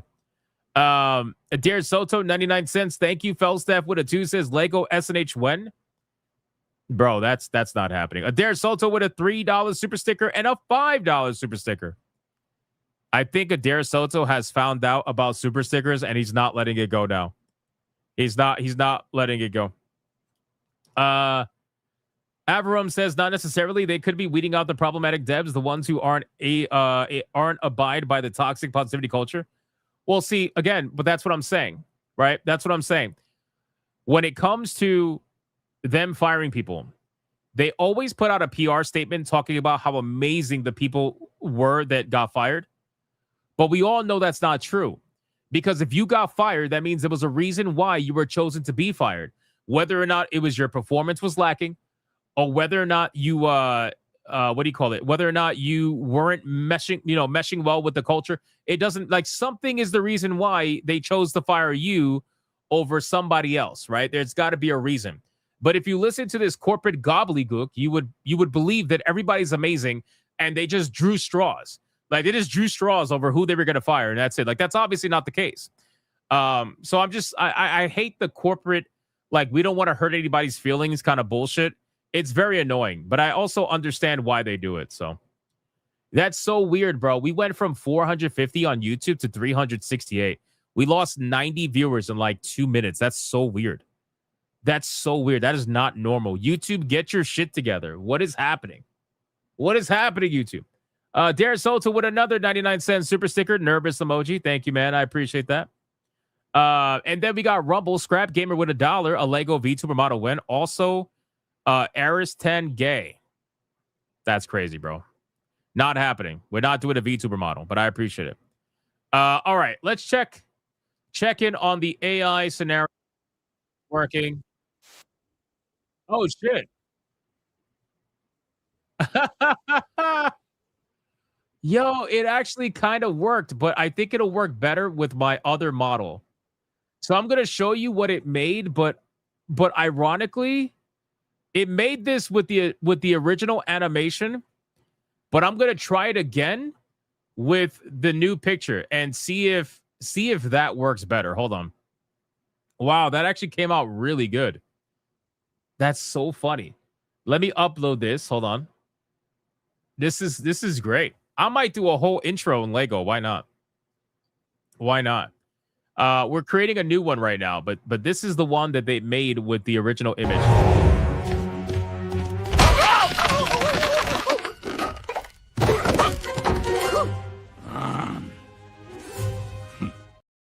Yo, that is so funny, bro. Wow, that's awesome. That is awesome, bro. Toy Story Hypnocast is legit, bro. I'm telling you that. Hey, we might be able to do something. Too short? Yeah, well, obviously, people don't realize AI videos take a long time to put together because you have to mesh multiple clips together. But that was actually pretty good. That was pretty good. I'm not going to lie to you. Well, I'm trying another one with the Lego image and see if it makes one even better than that one. And then we'll kind of go from there. You almost look like Roblox. Ugh, I don't want to look like Roblox, bro. I don't want to look like Roblox. No, thank you. I'm good on that. King to Talk says Hypnotic is hot. Thank you. I appreciate that. And a Dare Salt with a 99-cent super sticker. Thank you, sir. All right, let's AI is crazy. Yeah, it is, Dormant's like AI is insane. Let's continue. We got more content that we got to go over. Let me X out the skate story. Let's talk about some major topics. Okay, we're going to talk about the three main topics. You guys ready? We're going to talk about Final Fantasy VII first. Okay, so Final Fantasy VII, the original game, has been re-released on Steam. All right, and the re-release is not being handled very well. People are pretty upset at the re-release for a multitude of reasons. And a lot of people are complaining mainly about a couple of things. Number one, the battle speed, right? So the game apparently forced you to have this insane battle speed. Like, we're talking crackhead, insane battle speed. And it was bugged. At first, you were able to choose your battle speed, whether you wanted standard, 1 times, 2 times, or 3 times the speed. You were supposed to be able to choose it. It released broken and you couldn't choose it. And everybody was on like hypersonic speed that made the game feel weird, right? So that's been patched. They patched it literally the same day. Now, the other thing, and the thing that I think is going to annoy people the most is the background blur. So apparently, according to a lot of people that are playing this game, they have this background blur that is ruining the environments of the game, like really bad. Nowhere close to what it was like during the first game. It's ruining it to the point where everybody's trying to make multiple threads about this situation. You got this person saying, I'm making this thread to make noise. I really don't want the devs to just fix bugs, but also fix the horrible blur the pre-rendered backgrounds have. It's really distracting to someone that played the original game a lot. You know, people are clearly having a major problem. Not only that, apparently the combat is having FPS problems. Not only that, the audio apparently is having cutting out problems where like some of the audio that's looped, for example, like the battle win audio, you know, and it goes into the song. Apparently the audio is like glitched and it won't play properly with any of the music that's looped like that. So there are so many issues with this game that people are just fucking pissed. And the sad thing is that we all kind of saw this coming because this is always a situation where Square Enix, or honestly just Japanese companies in general, I see Japanese companies do this a lot. Their PC ports, when they release it, there's always something wrong with it, bro. Always. It's like they don't really care to do a proper port unless they get backlash and then all of a sudden they're rushing to fix it. But I don't understand how you can fuck up an old game like this so badly. It's like, what are you doing, bro? Like, how is this even possible, right? Look at that. We jumped up to 440 people on YouTube again out of nowhere. So we lost 100 and we gained 100. What the fuck is going on with YouTube, man? YouTube's so broken today. Anyway, like the stream, guys. Don't forget to like the stream. So King in Jamaica says, I can't speak to the 2013 version, but the original game on PS1 also ran at 50 FPS in battle. However, the battle menu itself ran at 60 FPS in the PS1 original, so it felt much better to play than this version. Then, if we scroll down, the blur filter is so gross. Imagine making a port that forces all backgrounds to be blurry mess because Square was too lazy to add a filter toggle in the settings. Reminder, do post a negative review if you want any kind of fixes. Sure, mods can fix this eventually, but that's just embarrassing. Mod it. Wait, what's this? The author of this topic has marked the post as to answer that question. Mod it yourself. We shouldn't have to mod it to fix Square's incompetence. I agree. 100%. Now, here's the funny thing about this, right? So the funny thing about this is that the original already had mods, and this new one is fucking over those mods. That's number one. Number two, moderators have actually tried to file for a Square Enix job application after they fucked up this game. If you go over to this article on PC Gamer, it says modders have filed a Square Enix job application after it ballsies up yet another Final Fantasy VII release, and they beg Square Enix to let us help you. Bro, this is actually kind of sad, right? Because the truth is that most modern day modders, like the super serious modders, they probably are in fact more talented and more passionate than the people that are hired at these companies. Especially when you're talking about companies that are just porting over projects, right? Like companies that specialize in just porting things over, especially to like PC and whatnot. Because all this is this is supposed to be the PS4 version of Final Fantasy VII, where it's supposed to have better controller support, quality of life improvements, right? Battle speed increase, all that stuff. That's what it's supposed to have. But apparently even that is a little bit too difficult to do for them. It's so funny. The new version of Final Fantasy VII adds a 3-time speed mode, the option to disable random encounters, auto saves, and a battle enhancement mode that lets you recover HP and MP during battles and max out the limit gauge. It's worth noting, before we get to the complaints, that if you had the older version of Final Fantasy VII on Steam, you still have access to that, so there's that at least. So they added all this shit that was in the PS4 version of the game. I don't remember this being in the game where you can recover HP and MP during battles and max out the limit gauge. I didn't know that, but whatever. At the time of writing, Final Fantasy VII user reviews sit at an ugly red, mostly negative on Steam, with fans taking issue with frame rate bugs, though in fairness, some report that Square Enix at least patched a game-breaking combat speed glitch, texture filtering, and in general, the fact that it feels like a worse version of the game than a modded copy of the old version. But we all said that was going to happen. We all said that was going to happen. Every single one of us said that whatever this version of the game is going to be, it is most likely going to be a worse version of the original. That's just kind of how it, that's kind of how it goes. And it takes a while for them to eventually patch it and fix it. And then it gets to a point where it's like, all right, you can consider this to be the better version. But we all kind of knew this was going to happen. The OG 2000 release had modders that did all this already, from control support and button prompts to frames and cheats, but with better visuals and skins, wrote a player named James E. Ghost. I don't understand how they tested this and said, yes, this is the definitive edition of Final Fantasy VII. They didn't test it. They didn't test it. That's the problem. You know who else reckons modders did it better? Modders. The Tsunami Mods team, responsible for various Final Fantasy related projects, including the Cosmo Memory and Echo S7, has been tweeting its impressions about the new Final Fantasy VII version since it dropped. They're unimpressed. Why did they need to make the backgrounds look worse? The team posted on its X account, alongside a side-by-side comparison of some Final Fantasy VII backgrounds. It's one thing to release a new version that's worse, but to fully delist the better version is just, we must fix this. So confident is the Tsunami Mods team that it could do better that it's turned its dismay at a new Final Fantasy into a job application. You know what? I'm taking our shot in the dark. Square Enix, hire us. I'm not joking. Our contact info is in our bio, wrote the team. Now, I want to look at these comparison images. I'm curious if we could see what they look like. Let's see. Let's go over to their Twitter account. Okay, here we go. So if we bring up their Twitter account here, oh man. Holy shit.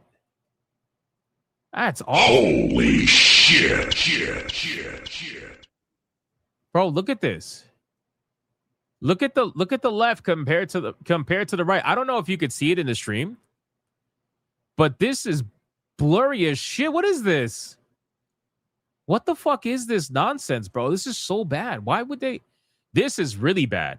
You could see the texture of the brick here. You could barely see it here on the left. I'm sure on stream you're probably not going to notice as much, but it's really bad.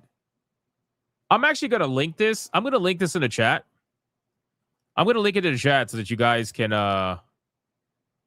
you guys can see it better. I don't think it's going to be able to be seen on stream as much as you could see on like directly, but it is so bad. Damn, bro. I don't know, man. Like fucking Square, bro. I'll say this, man. They need to hire some competent people. They really do. I really think they need to hire some competent people and get this shit fixed. Because now it's going to look like Cloud is fucking running on a cloud. It's so blurry that's how it's going to look. Look, you could see Cloud's arm here. And it's so distinctly out of, like, you look like you have a constant fucking blur effect on. You know, like when you take a picture in portrait? That's how it looks. A constant blur effect in the background. It looks terrible. It's going to make the characters stick out even more than they already did. Yeah, that's crazy, bro. This especially right here. You can clearly see it here. This is so bad. Yeah, I don't know, man. I think they're going to end up having to patch this. They already patched it once. They patched it, I think, either today or yesterday. They already patched the battle fix. I don't know if they're going to patch this nonsense. I hope they do because it's fucking terrible. Now, from a story perspective, from what I understand, they have changed nothing. Pretty much. From a story perspective, they still got all the typical shit. They got the what do you call it? They got them still using the word retarded. Like, they haven't changed anything from my understanding, so that's good. But they got to fix this shit, man. This looks awful. Why would anybody want to play this? I'd rather play the original with mods. Truthfully, even without mods. It would look better without mods. This is how it looked without mods, and it looks better. You know? Yeah, when they patch it, they're going to mess it up again? Probably. The patch is called 7th Heaven. Yeah, you might as well just do the original and then install 7th Heaven. Yeah, 100%. All right, let's X that out. You could go look at the Steam forums. You'll find plenty of content there. It's hilarious. What do we got, man? We got a Dare Soto with a 5. And you know what's going to be great on it with Coca-Cola next to it? Great idea, right, Hypnotic? No. That's a terrible idea.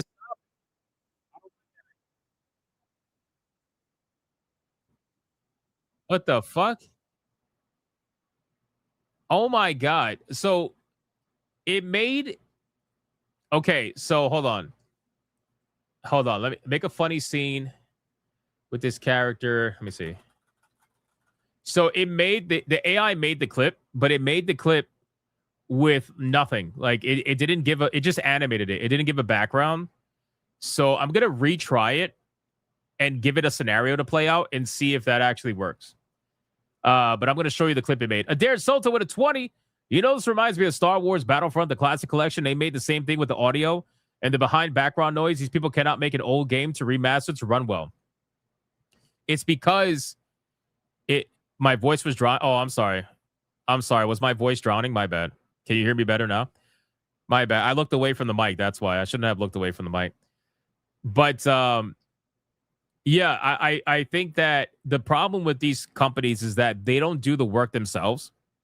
What they end up doing is they end up outsourcing the work to these, smaller companies, smaller studios that specialize or supposedly specialize in porting over video games, especially to the PC platform. I know Capcom does this a lot as well, which is why their PC ports are fucking trash. And they keep paying these people to do subpar work instead of just hiring the passionate modders to do the job for them. You know what I mean? Like, hire the people who actually are passionate about it. But they're not going to do that. So, all right, here's the clip that it made. Again, there is no background, so we'll see. Check this out.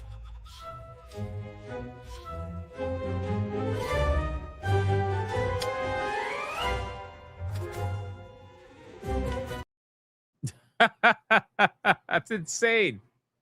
That is so insane, bro. Oh my God. That is amazing.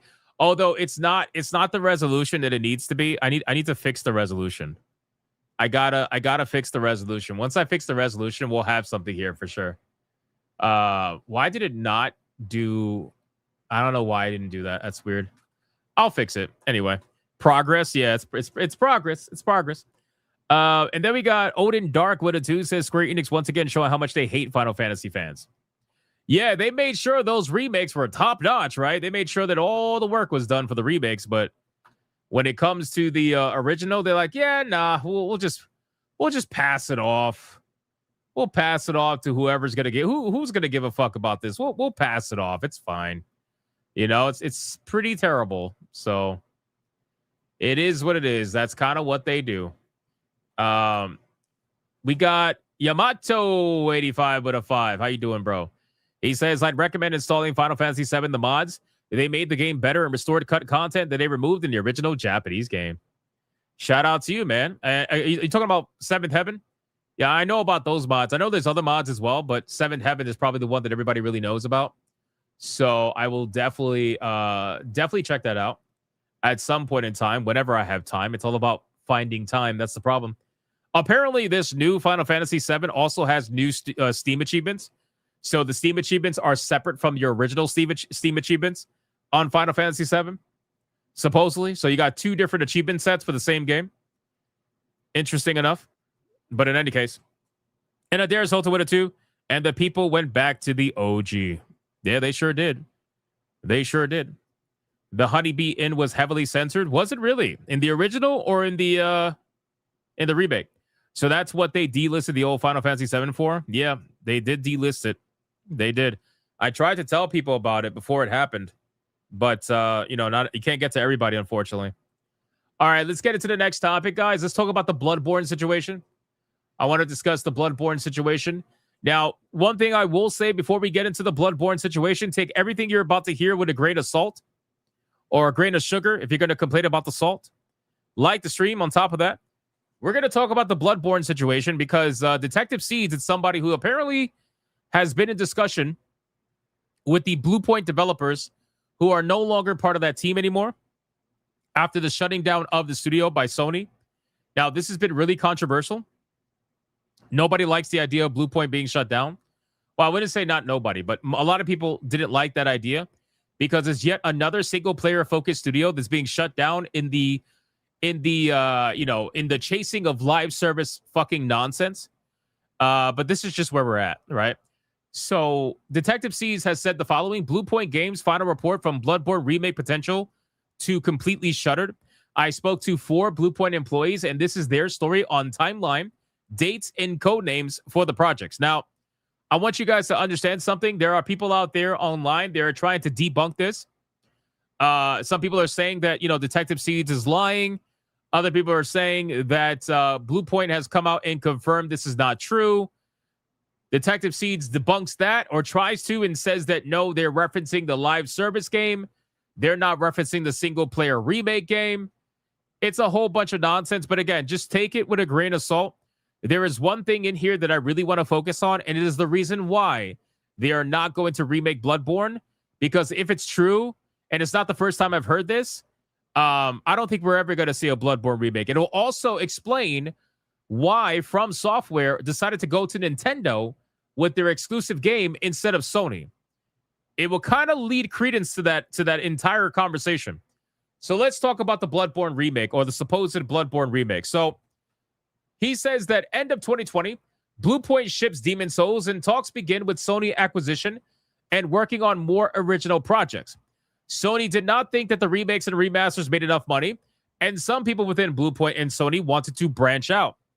All heard that Shadow of the Colossus remake lost money, but it assumed that it would, but Yoshida wanted to preserve the game.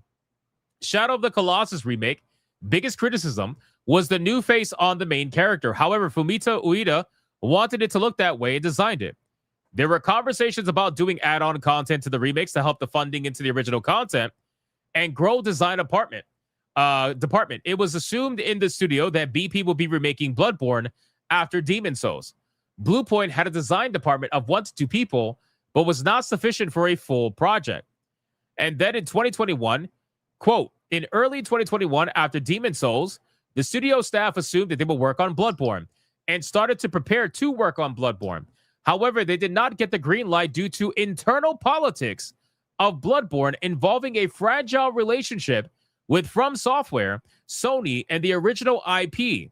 Sources do not think Bloodborne Remake will ever be made due to the politics and the issues between From Software and Sony. Now, again, take all of this with a massive grain of unbelievable salt. However, I cannot help but think that there must be some truth to this to some extent. Because with all of the love and all of the passion for Bloodborne that people have, Sony will not even fucking mention this game. They won't even look towards this game. They won't even bring this game up in any conversation most of the time. It's completely it's completely ignored. They would rather talk about other video games other than Bloodborne of all games. And they know that the fans really want to make Bloodborne a reality. You know, whether it's a remake or a sequel or something, they know every time there is a Sony State of Play, what's the number one fucking game that's requested? Bloodborne. Bloodborne is constantly being mentioned in every Sony State of Play since, like, I don't even know how far back, right? So Sony refuses to mention this game for some reason, and we don't know what that reason is. Now, a lot of people assumed, or at least there was rumors, that the source code for Bloodborne was lost. I don't believe that, personally. I never believed that. Could it be true? Sure, maybe. But I don't think that's necessarily true. So this, for me, makes more sense, especially when you have From Software making an exclusive game with Nintendo. Now, that was pretty shocking because the first thing that came up with a lot of people's minds is, why Nintendo? Why the Nintendo Switch? Why would you not make a game for the more powerful platforms? Why are you making something exclusive for Nintendo? That's a little bit weird. That's a drastic change from Software and what they were doing before. That would kind of lead evidence to the whole internal conflict story between Sony and From Software, where they were like, all right, well, fuck you. We're going to go to your competition, or we're going to go to somebody who you're not even deeming as competition. We're just going to go over there, you know? So I think that that's pretty interesting. And this is like the key takeaway that I want to kind of harp on in this whole conversation. Everything else is like, you know, it's kind of like up in the air. But anyway, so Bloodborne was pulled from the table, and Bloodborne had no and BP had no project. BP was assigned to help with Ragnarok support due to SMS needing some help and a combo of other factors. Jim Ryan was pushing live service hard, and Sony had a desire to explore making God of War into an Assassin's Creed style franchise. Oh my God, bro. God of War is an Assassin's Creed franchise. Can you imagine that? We've already seen what they've done with Assassin's Creed, where they're trying to make it a yearly release kind of a thing, and it has all this bullshit. Like, oh my God, I can't even imagine. I think Sony's quest for live service genuinely is ruining a lot of their franchises. I'm not even kidding. Look what's happening with Horizon. Look what's happening with Horizon right now with Horizon Hunter Gatherers or whatever. Horizon is now becoming a mockery. It's becoming a joke. Even though it was already a joke with the latest release, it's becoming more of a joke because now people are looking at it like, look at this live service bullshit. You know? In any case, the franchise would explore different mythologies and characters. BP was not allowed to make a game with Kratos as SMS. Sony did not trust BP with that, and it would be too expensive. Then September 30th, 2021, Bluepoint is bought by Sony. Bluepoint is acquired and tasked with coming up with an original project in the God of War universe. The catch was they needed to stretch the content, but BP employees did not know at the time that it was a live service game. They stated a gamble was made by convincing Sony to buy us instead of looking at us for funding elsewhere. After the acquisition, there was a culture change within Bluepoint. Then in 2022, prototyping begins for Demon Souls meets God of War, also called CP13. BP staff was not told initially that the game was a live service game. BP still had minimal design team. BP did not have a game director for this project, was promised one on loan from SMS, and a couple of designers once Ragnarok was shipped. And then at the end of 2022, Santa Monica Studios game director and designers joined the team. A lot of time was spent prototyping, but the mesh of SMS and BP did not go as well, as they were not familiar with BP's engine, fully remote work due to COVID, and hiring freezes at Sony. Very soon after Santa Monica Studios folks arrived, BP staff learned the game they were making was having to do was a live service game, and it needed to work with what they had.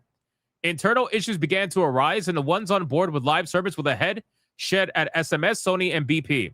It was unclear whether BP leadership believed in the project or just doing their best to salvage morale, but about 75% of the staff employees, according to sources, were against this move and pushed back against making a live service video game. After deadlines were not hit, internal strife from employees, the project was canceled by Sony in early 2025. So, if all of this is true, which again, we don't know if it's true, because at the end of the day, all of this can be bullshit. But if it's all true, I gotta imagine that Sony approaching Bluepoint, a company that's known for single-player video games and remakes, and saying, we need more live service games. We need more live service games. Going to them and saying that is such a Sony move. That is such a massive Sony move that it's not even funny, bro. I am more inclined to believe that more than anything else, because we have seen the obsession that Sony has with live service video games, and them going to a single player studio and trying to transform them into a live service studio, whether they told them about it or not, because again, we don't know whether they told them about it or not. I have no idea. That's up to you to believe or not believe. But them going to them and saying, yeah, we need more live service games. Make us a God of War live service game. Bro, I can only imagine the face of the employees there who don't make live service games. And they're like, what the fuck are we making? You know, and it was pretty clear that the game was in a lot of turmoil, because why would Sony want to give up a live service God of War game? Right? I feel like God of War live service probably makes Sony goon so hard. It makes them so bricked at the mere thought of being able to turn God of War into a live service video game. So why would they want to give that up? Unless it was completely fucked to begin with, right? Has Sony made money with a live service game? Yes, they have, Tiger King. They made money with Helldivers 2. Helldivers 2 is making them a good amount of money. It's remaining to be seen whether or not anything else makes them money, but Helldivers 2 is making them good money. Now, granted, that doesn't offset the money that they lost from other projects. I think they're in the negative as a whole, but all it takes is one major hit and they get addicted and they're like, we need 10 more. We need 10 more live service games right now. You know, it's an addiction. So then in 2025, Bluepoint begins pitching projects to Sony, and they pitched Jak and Daxter remake, Resistance remake. I would have loved to see a Resistance remake, personally. Shadow of the Colossus remaster, bringing game to PS5, updating graphics, adding 4 to 6 new bosses, with several pulled from the original PS2 content. Bloodborne remake was again pitched. A small portion of the team worked on it for 2 to 3 months, but Sony pulled the plug. It was never officially greenlit, but they were deep in negotiations with BP and thought that they could make it. 2 new IPs and worked on some small pitches, all under the CP13 folder, and then codenamed Black Fang, CP14 was pitched.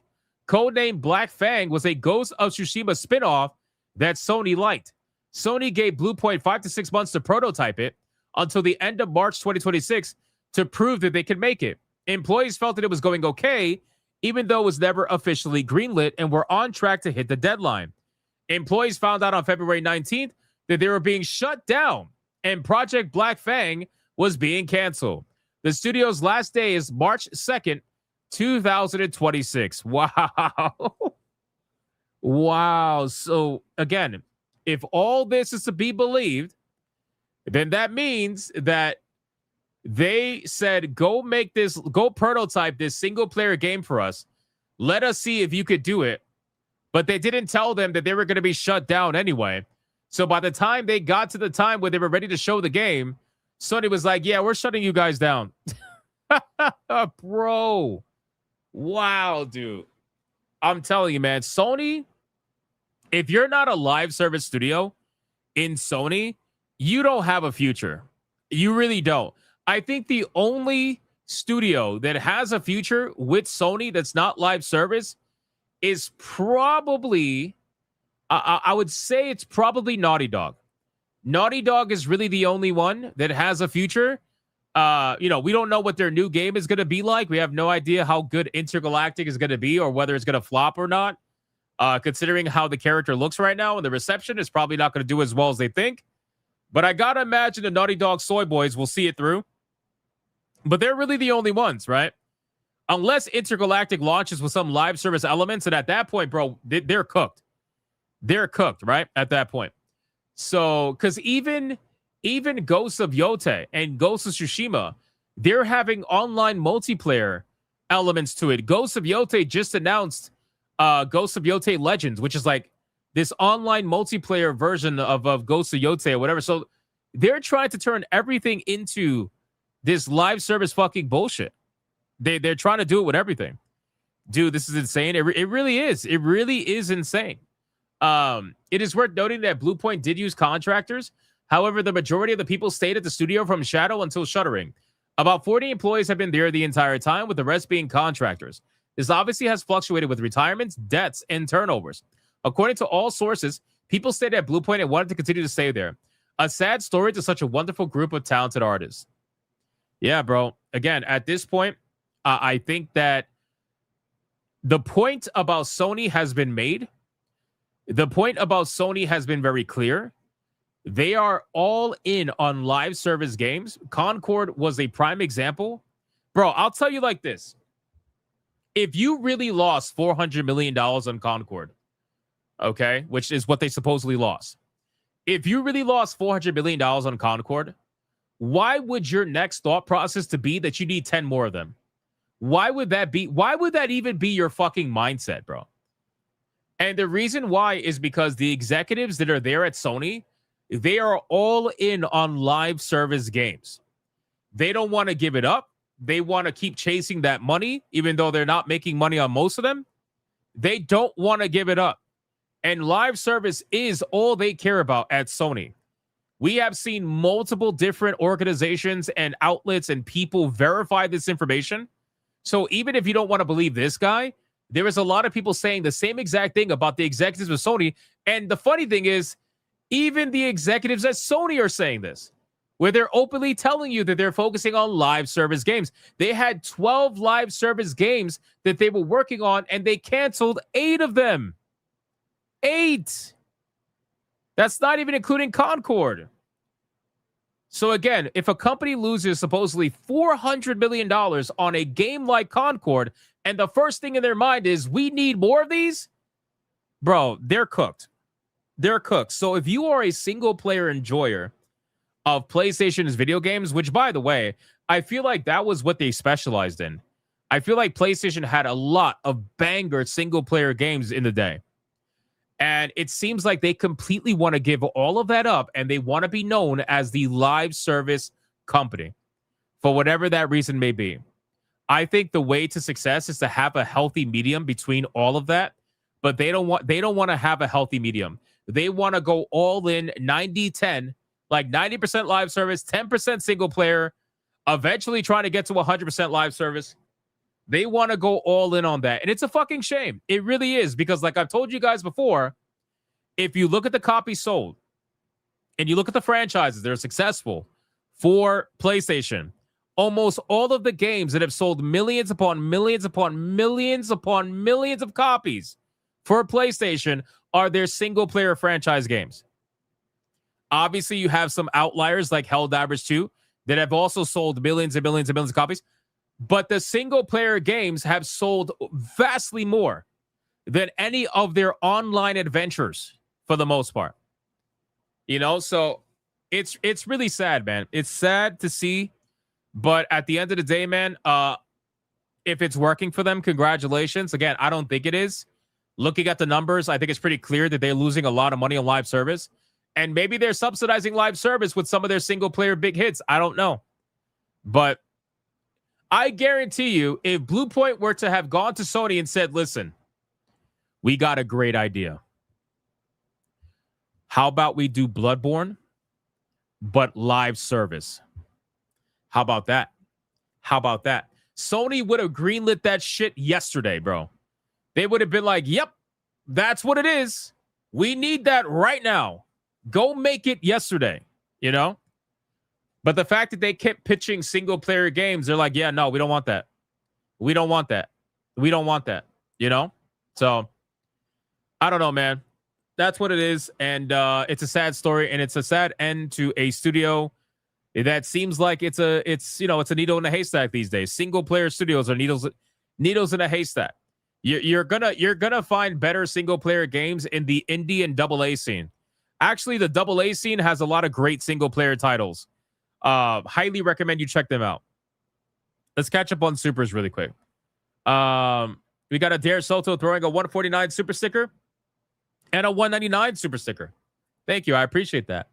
Adair Soto with a 5. Don't forget, Hypno Naughty Dog is crunching this game for a demo as well to release. Yeah, because apparently they're fucking they're so, I don't know if they're lazy or incompetent, but apparently they have to crunch in order to make a demo for Intergalactic: The Heretic Prophet. So that game is nowhere near done. If you're not even close to having a demo, an internal demo, I'm not talking about a consumer demo. I'm talking about internal demo for the executives to play at Sony. Like, what are you doing with your time, bro? You know what it is? He's fucking Neil Cuckman is too busy chasing Hollywood. That's the problem. Speedy Cake with a 5. Healthy medium, harmful maximum, all the way, baby. Yeah, it seems to be the case, my friend. Seems to be the case. We got. Let me scroll up on Rumble. Rumble got some supers. Hold on. We got Torinol with a 5. Magu mode activate. Final Fantasy VII developers, probably. Sounds about right. Thank you for the 5, brother. Mervoth with $1. This GOS spinoff was likely Wote. Also seeing Sony implode is depressing. Very system I grew up on, dying year by year. Discarded IP after discarded IP. Gonna become like Sega by the next decade. I don't think Sony's gonna go down that route. I think Xbox is more likely to go the Sega route based off what we've been seeing so far. But yeah, we'll see. I don't know. And then Mervoth with $1. Dead PlayStation series. Killzone. We talked about Killzone the other day. I fucking love Killzone. The fact that that franchise is dead is just, it's beyond me. I feel like Killzone had some of the best single player campaigns. But again, these games were made in a completely different time period, you know? Resistance, Parappa the Rapper, Sly Cooper, SOCOM. Don't even get me started on SOCOM. Dark Cloud, Twisted Metal. I could go on and on. Gotta hope indie gets inspired like how we see on the horror scene. Yeah, you're never gonna be short of horror games on the indie scene. They're all over the place. But yeah, those are some amazing games, man. Amazing games. Speaking of amazing games,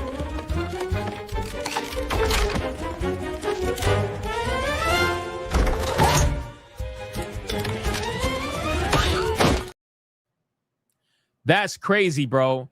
They made me rob a bank, and the bank they made me rob a banana. Bro, you made me rob a banana? That's crazy. Because I'm wearing a black hoodie? That's bro. That's crazy. Holy shit. That's crazy. I didn't even ask it to do that. It just did it on its own. Bro, what the fuck? That's crazy, bro. That's crazy. Did you rob the bank to deposit a banana? No, I robbed the bank to steal a banana. Apparently. What the fuck? That's insane, bro. Anyway. It looks like I robbed it and then deposited it back. I don't know. It's weird. Anyway. We got Adair Salto with a 2. They also killed Infinite 2. And man, Tibu Joker Hypnotic Dice. Dude, I'm liking this. I'm liking this Lego shot. I'm gonna come up with an interesting. I don't know, man. I got so many ideas, so little time. It sucks, bro. It really does. But I'm gonna figure it out. All right, last topic of the evening, boys. Oh, we didn't even get to the fucking. Oh man, we didn't even get to the Kotaku story, bro. Should I save that for tomorrow, bro? Should I save that for tomorrow? It was so bad. We're running out of time. It's so bad. Cook with a $20 banger. I see no combos about the chance Sony saw a blow up of Genshin and other successful gachas being part of why they're all in on live service. They're also the only ones bothering having them as console exclusives. What do y'all think? So I didn't realize that Sony had a chance to, because you said Sony, about the chance Sony saw the blow up of Genshin and other successful gachas being part of why they're all in. If that was the case, I mean, listen, you have to question, okay, if they're looking at live service games and they're saying, okay, all these gacha games are super successful, they make a lot of money, why do they? If you're not asking why they're not making a lot of money, then you really shouldn't be making live service games, because it's very clear from the design of their live service games, talking about Sony, it's very clear that if gacha games were their inspiration, then they either fundamentally don't understand gacha games and why they're successful, or they just flat out ignored everything that makes gacha games successful. And they're like, we're just going to do live service. We were inspired by gacha. We're going to do live service and we're going to make as much money as they do. No, you're not. No, you're not. Like, you're not going to make as much money as the gacha games if you don't understand why the gacha games make as much money as they do. And to be fair, I feel like Sony, based on their ideology, I feel like they inherently hate the customer that gacha games are going after anyway. I kind of really do think that, just based off how they make their games and based off how they speak about certain situations, I don't think they necessarily like that customer. Maybe in the back of their mind, they're hoping they could turn their own customers into like gacha customers. But again, unless you fundamentally understand why gachas are the way that they are, you're not just going to be able to transform, whatever your modern audience is into gacha audiences. Like that's not going to work, bro. That's not going to work. So no, but I appreciate the 20, man. That's my take on it. I don't know about anybody else in the chat, but that's my thoughts on it, brother. We got Mr. Spanglers with a 189. Tried to steal super chat. Bang told him to eat healthy. That's so true. Dare Sultan with it too. The Infinite franchise with the superpower. Sounds about right. Deadeye's Lock with $1. Hypno starting a food fight before Mini Footboy and Lord of the Hot Sauces. Is that what they're called now? I'm not surprised. Guys, we're going to go over okay. We're going to go over the Kotaku story tomorrow because I don't have time. We're running out of time. But I'll give you a preview. So I told you guys earlier today that I have seen a lot of things on the internet in terms of stories and journalists and stuff. I've seen a lot. Do the Kotaku story today. I can't. I got to get ready to do Neo 3. We're not even at tier 1, let alone tier 2. We're getting felted. Like, I got to stick to the schedule. Guys. I'm sorry. But I'll give you a preview. So they wrote an article today. And the article was them gooning over Leon Kennedy. Now, you guys know I have no problems. If you want to goon over characters, it doesn't fucking, like, it doesn't matter to me, right?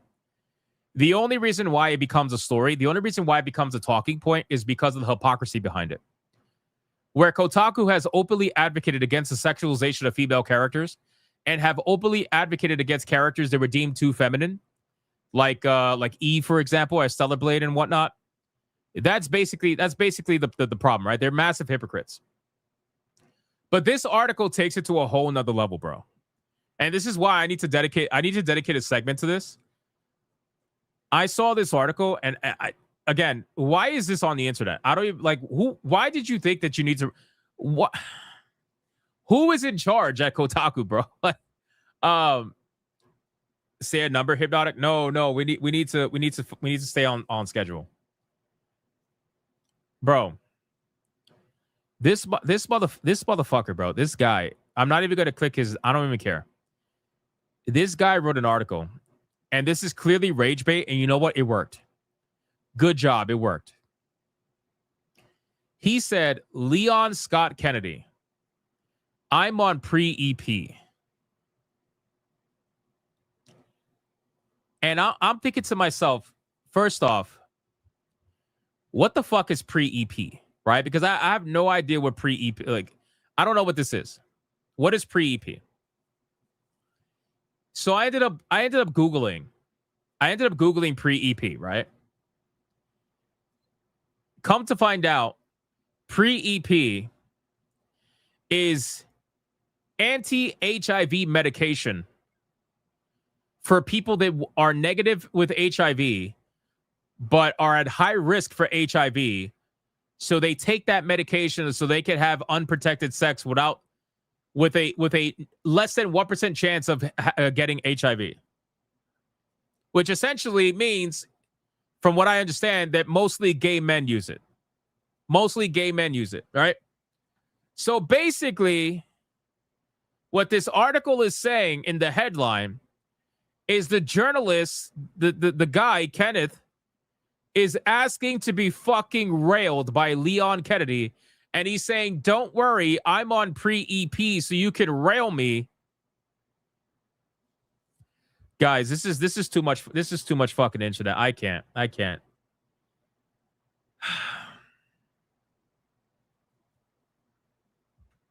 Again, like, I want you guys to understand. I don't care if you goon for a character. I don't fucking care, bro.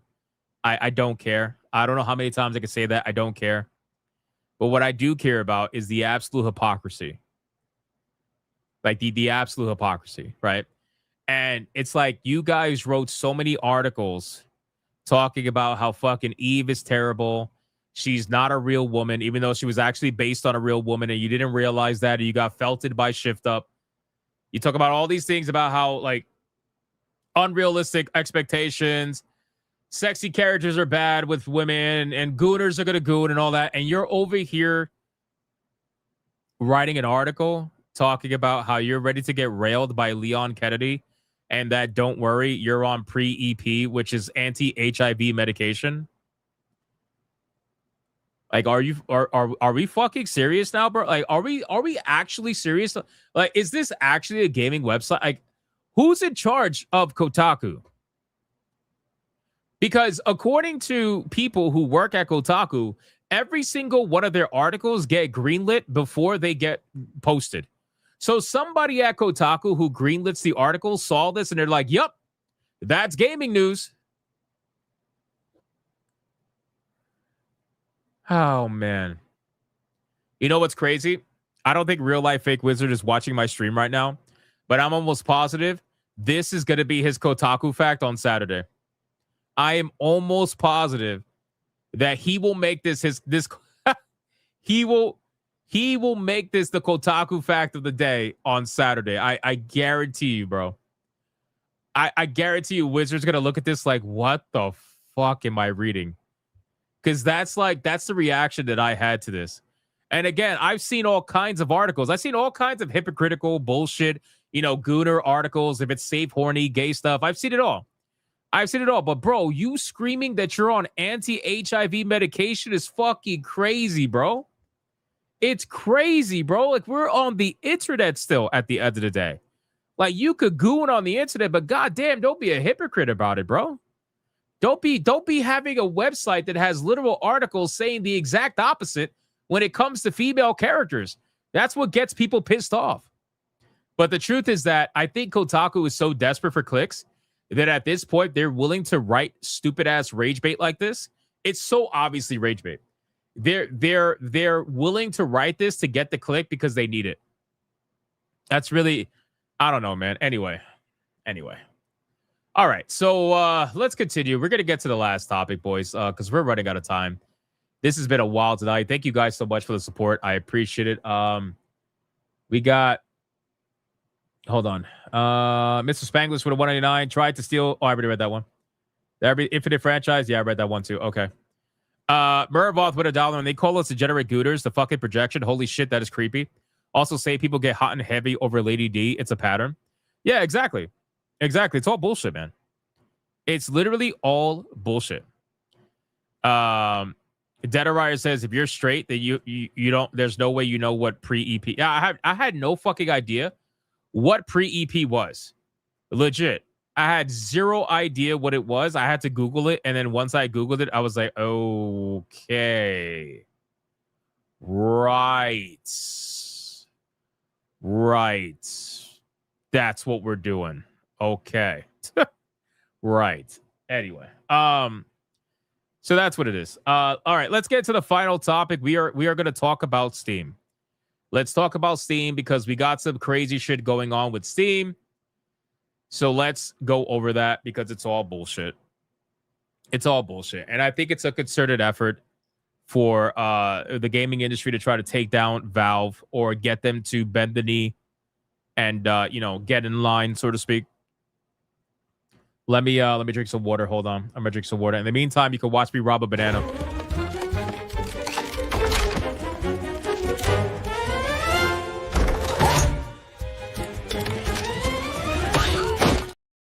Okay. Drank my water and we're ready to go. Darius Holton with a 2. I missed the game. Infamous. It was a good franchise. It was. But unfortunately, I feel like if they were to do it now, it would not end up anywhere close to what we're used to. So, anyway, that was gay, a banana. Listen, I didn't ask you to do it. The AI did it by itself. I don't know, bro. All right, ladies and gentlemen, it's time to talk about Valve. Now, Steam is getting sued. I know. You're shocked. I'm shocked. Nobody's shocked. Steam is getting sued. Again, this is now the 3rd or 4th lawsuit that Steam is currently in right now. They are in multiple lawsuits. One of them is from the UK. 2 of them are from here. One is from the United States in general. It's an antitrust lawsuit. Another one just recently filed today, I believe, is from good old New York. Yes, ladies and gentlemen, New York is suing Valve for apparently letting children and adults illegally gamble with loot boxes. Now, I have many problems with loot boxes. I have many problems with a lot of, microtransactions that are inherently very predatory. I have a problem with the microtransactions from Epic Games, for example, that they also got sued for being predatory.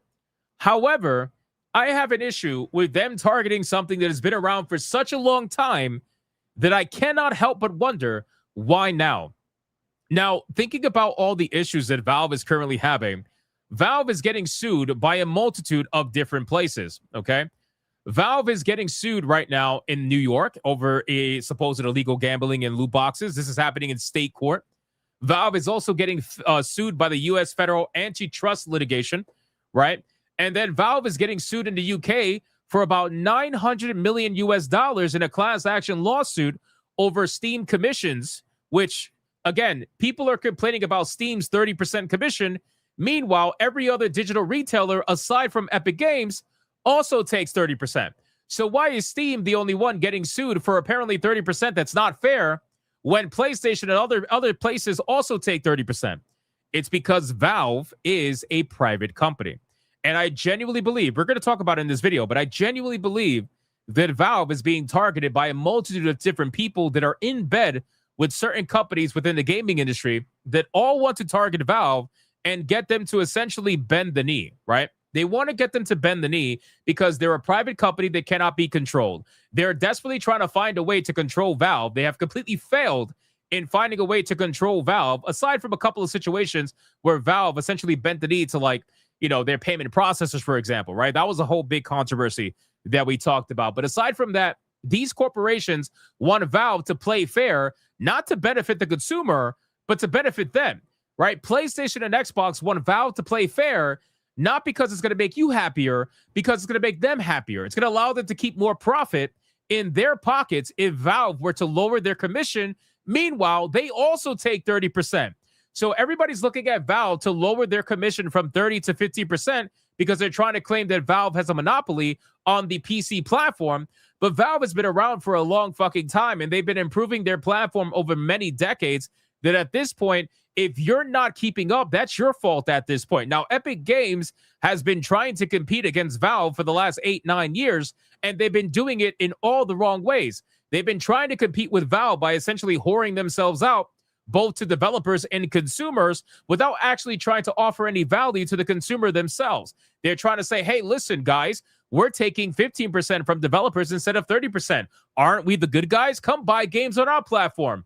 Nobody's going to want to buy games on your platform when you have none of the features that Steam has, and you've been saying for the last 8 years that you're not going to add those features, but now all of a sudden you want to have a complete overhaul on Epic Games. You want to start adding these features out of nowhere. Gee, I wonder why that is. I guess it's because whoring yourselves out wasn't exactly working very well for you. So now we are here, where New York is apparently suing Valve for something that's been in Counter-Strike. I'm assuming it's going to be about Counter-Strike for the longest time now.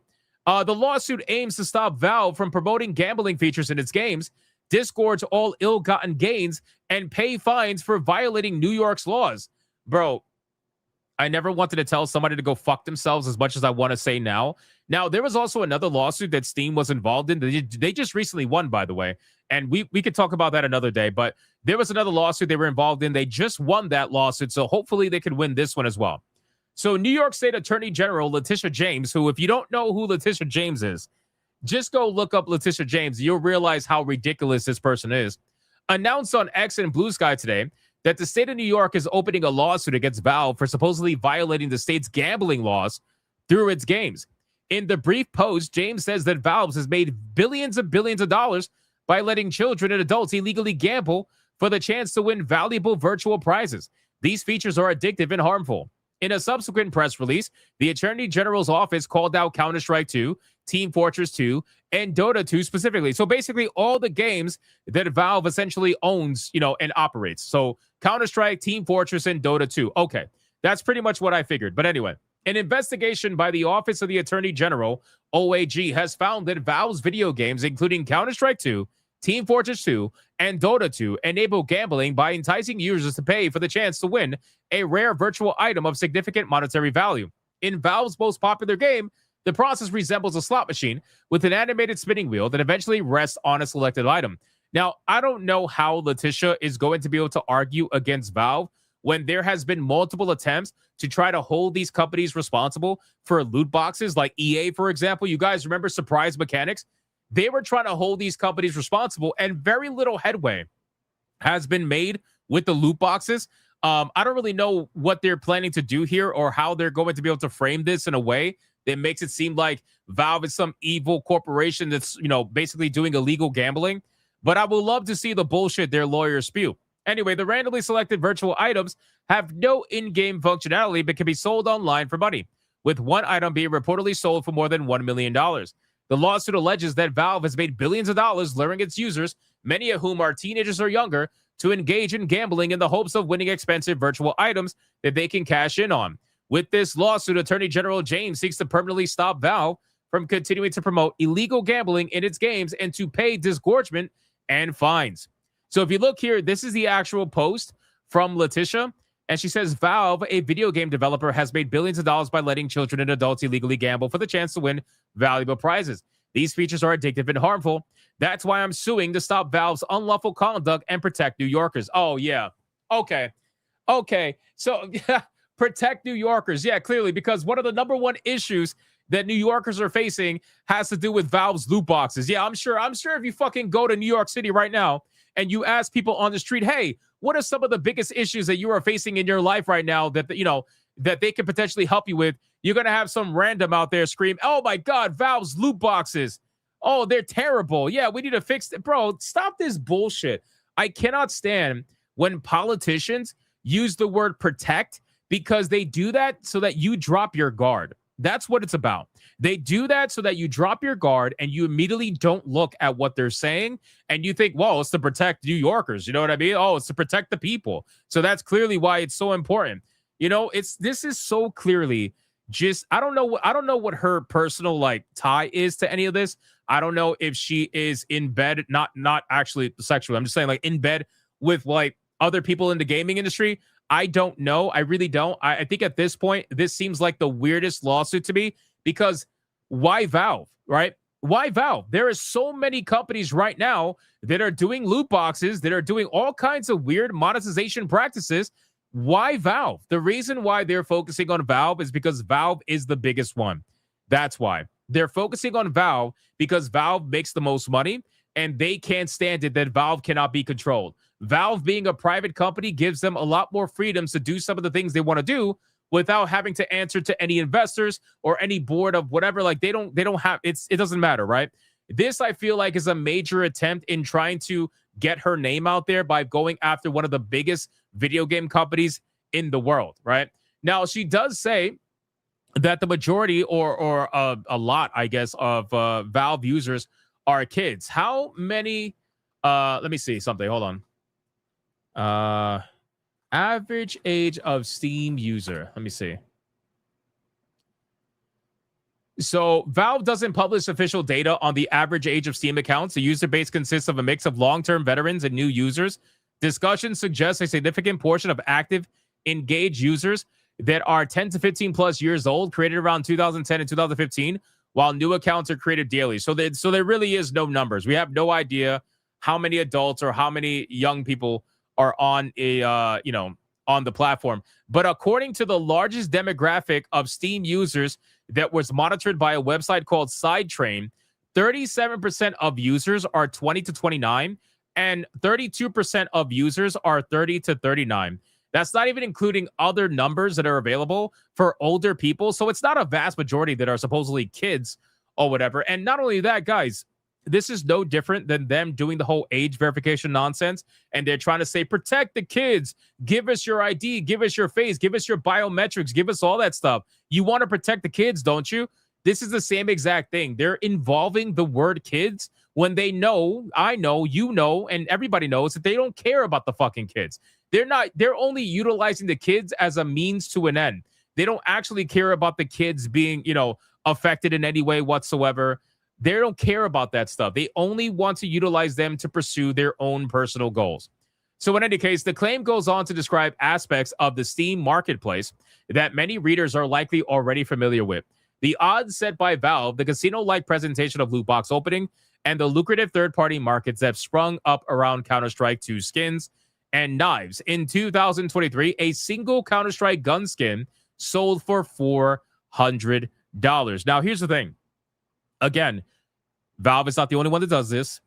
Roblox has in-app gambling. Fortnite just recently gave the ability for people that create custom maps to do their own in-game gambling. There was literally slot machines, fucking spinning things and all that. Like Fortnite, we did a story about Fortnite not even that long ago talking about this. But again, apparently Valve is the devil. I cannot help but shake the feeling that the concerted effort to sue Valve from multiple different sides of the world just makes me feel as if there is this weird concerted effort from some entity. Again, it could sound conspiratorial. I'm just saying, it just seems as if there's some entity out there that is focusing on trying to take Valve down, or at least to try to get Valve to bend the knee in some regard, whether it's commission-based, whether it's hurting their money financially with some, related to their loot boxes or their monetization strategies. It seems like, why Valve? That's the weirdest thing. Anyway, James also goes on a tangent about links between oh no. Oh dear God. No, don't do this. Don't do this. Don't do this. No, you already lost me. You already lost me at the Bulls. Don't do it. This has never been proven. It always gets debunked. Don't do. What are we?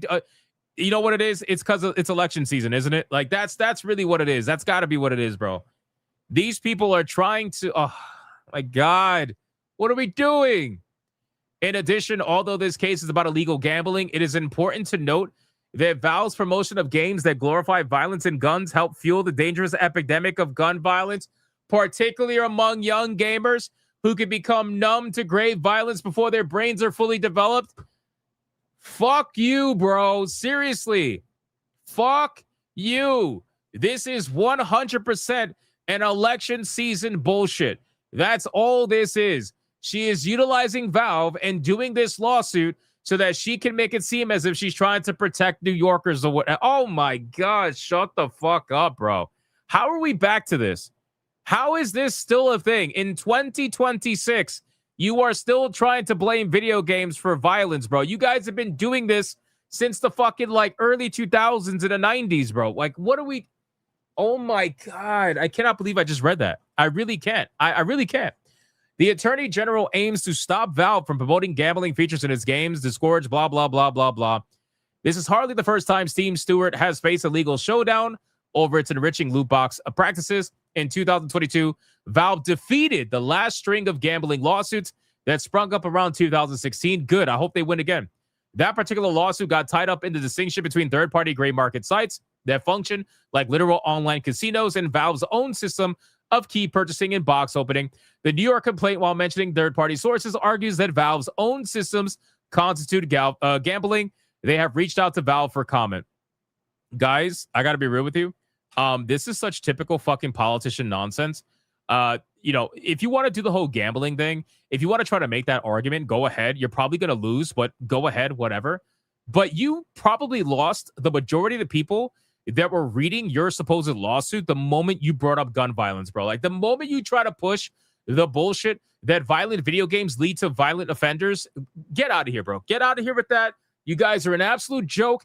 You're just typical politicians that are trying to utilize this lawsuit to push your midterm elections to show, I don't know, to show the people that you're doing something, right? Or you're doing something with the state or whatever the case may be. So, and the whole thing about, oh, we're trying to protect New Yorkers. Yes, because clearly the gun violence in places like New York and LA or whatever, clearly the gun violence there is being pushed by Valve and Counter-Strike and their supposed violent video games. Yes, that's the reason why you got all kinds of people shooting each other in New York and LA and Chicago. Yes, it's because of Valve. You know, it's like, bro, who are you trying to convince of this bullshit? Sincerely, do you realize how full of shit you sound? Of course you do, but you're selling it to the masses that are too stupid, and the people are like, yeah, that sounds legit. Yeah, it's those violent video games. Yeah, clearly.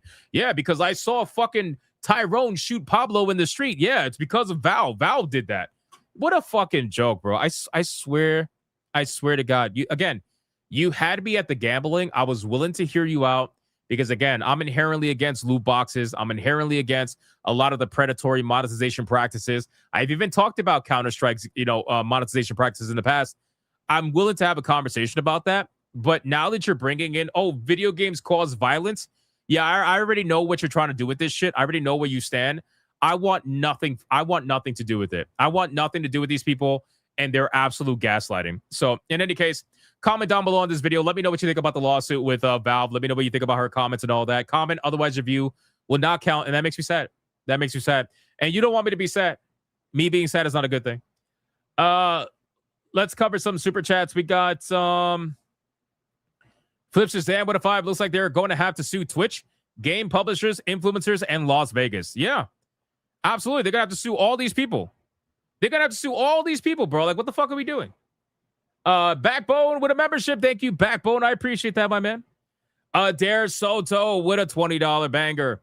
Says that if they're going to bring gambling in the game industry, bring it EA or Fortnite or Pokemon Mobile, card games or Roblox. But we know they won't. It's targeted to Steam. These politicians don't care. Only makes them feel good. Exactly. There are so many examples of way worse. What's the word I'm looking for? Way worse practices, or at least equally egregious, but you're only going after one. And you happen to be going after the one private company. There's all these public companies that you could sue. You're going after the one private company? Yeah, that's a little bit sus. That's sussy-wussy, you know? But thank you for the 20, man. Jared Soto with a 5. Oh, let's not forget Call of Duty. I forgot they have the most egregious loot boxes on that game. Hey, listen, man. Fortnite is like... Fortnite is the one that really started it all in the way that we know it today, right? Like, I know Steam... A lot of people say Steam is the originator of the loot box. I totally get that. That's fine. But in terms of, like, bad monetization practices, like really predatory practices, Fortnite really is the one that mastered it, and then everybody copied Fortnite with battle passes and all that. Peaches and Cream with the 1 membership. Shout out to Peaches and Cream. Thank you so much for the membership. I appreciate that. Oh, I wonder if Peaches saw my Lego video. I think she would like the Lego video. I'm pretty sure she would turn me into a Lego. Peaches, check this video out.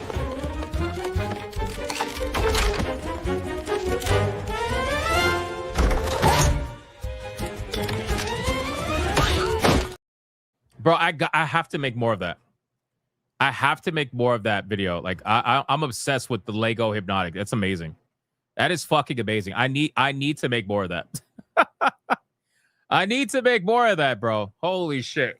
Hey, shout out to Peaches and Cream. Thank you for the membership. I appreciate that. Hope you've been good. And then we got a Dare Soto with a 10. Oh, yeah. CNN is also doing gambling now. She's not going to mention that. The whole industry is gambling now. This woman is a dumbass, and gambling will not go away. It's here to stay now, the new culture. Yeah, I mean, we'll see. We'll see how that goes. Again, they won their last one, so hopefully they win this one. And it's just extra money for what do you call it? For Steam. Not that they need it, you know? Blame Tifa for the Lego Hypno. Facts. Make a Final Fantasy VII sprite next. That's not a bad idea. Man, you guys are coming up with some amazing ideas, bro. Hold on. I'm about to do that right now. Give me a second. Where is my hold on. I'm gonna make more of this. I'm having too much fun with this.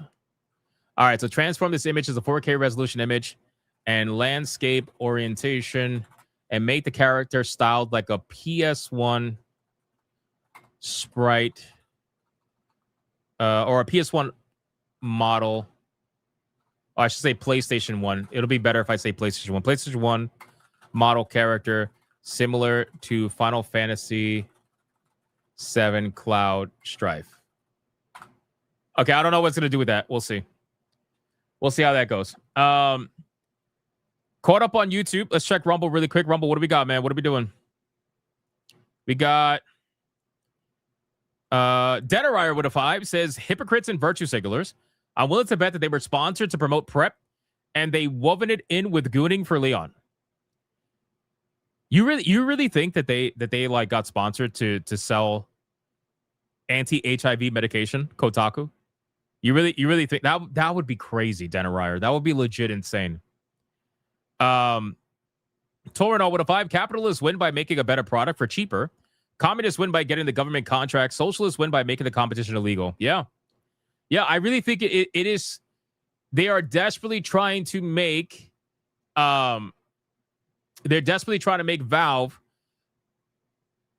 harder to operate. Does that make sense? Because they want to focus on a way to try to kill the competition, and they've tried every way they can to beat Valve, and they can't. So I think this is the way that they think they're going to do it, right? Boys, check this out. Hold on.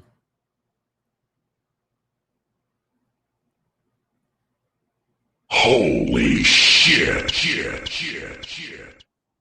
Yo, that is legit insane how good this is. Bro, PS1, I mean, it's a little bit high resolution, but PS1 graphics Hypno is crazy, bro. Look at this. That's actually insane how good that came out. And it did it 1, 2, 3 too. You could see it in the hands. That's actually crazy. I would think, yeah. I think this is more PlayStation 2. I said PlayStation 1, but I guess because I made it a 4K resolution image, you know, it looks like a Virtual Fighter character. It does look like a Virtual Fighter character. You're right. You're actually right. I wonder.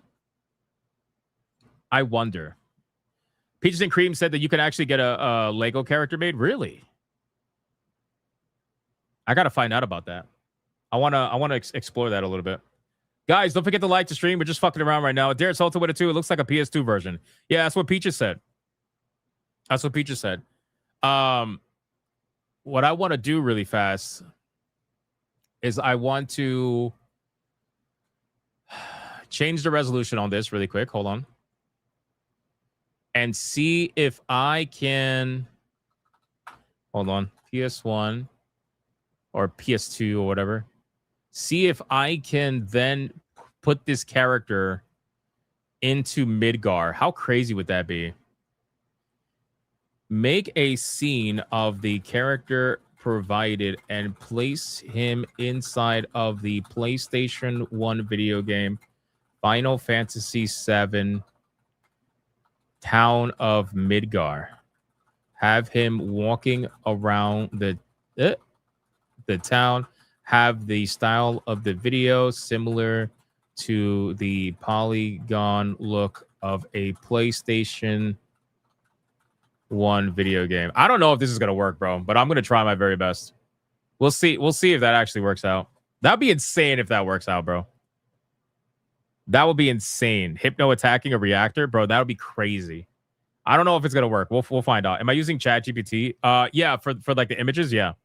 But then I use Vidyou for the videos. So I don't know. We'll see. All right, let's catch up on Rumble. Rumble, what do we got, man? Anything else? Let's see. Rumble. Yes, we do. We got Invidious with 5. Says the AI for your Lego video was thinking of how it could piss off New Blackstreet. So it decided to expose Hypno as the one stealing the banana and Kool-Aid. And fuck YouTube banning me from Super Chats, the Grateful Gamer. Bro, I don't know what's going on with YouTube today, bro. We're struggling. We are struggling to get to tier 1, let alone tier 2. It's rough. Well, actually, I think we are at tier 1 now, finally. But YouTube is not making it easy tonight because they're fucking gay. I mean, what can I do? And then he gives some membership. Thank you so much, bro. I appreciate that. Thank you so much. Okay, let me X this out. Man, we have been busy as fuck today, boys. We have been busy as fuck today. This is great. What a great stream today. Even with all the bullshit from YouTube. Wait, what happened to my Rumble chat? Why did it disappear? No, come back. Come back, Rumble. Don't leave. Don't leave. There we go. Okay, I got it. All right, guys. Listen, a couple of things. Let me switch over to Hypnotic Gaming Live really quick. So we're gonna have our Neo gaming stream. Like I said, I'm trying my best to make progress before Resident Evil 9. Apparently, we have till midnight tomorrow. So that means we're gonna have 2 more streams at least of Neo 3. Desperately trying to beat the game before the release of Resident Evil 9. So what I'm gonna do is I'm gonna make this stream public for Neo 3 tonight. And I'm going to link it to you guys right now. If you're not going to stay around for the Waifu Battle, I appreciate you.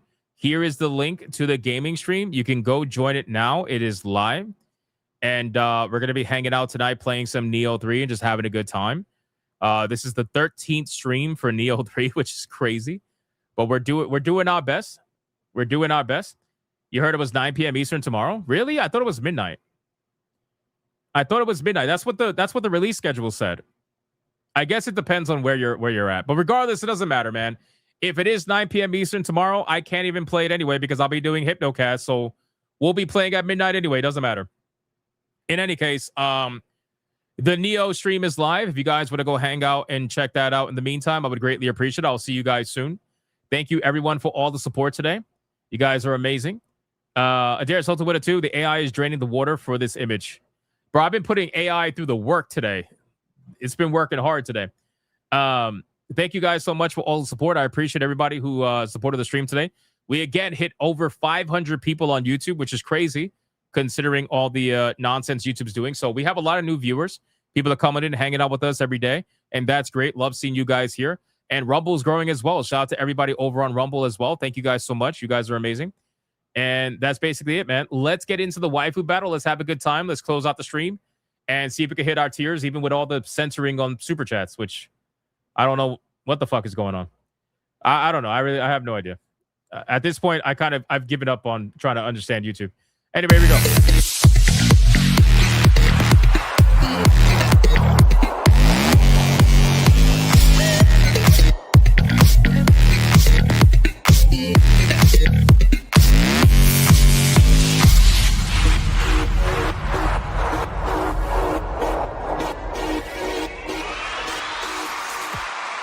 All right, boys. The Waifu Battle is here. If you guys missed the last Waifu Battle, we did crown a brand new champion, and that is none other than the one and the only glorious Mai, ladies and gentlemen.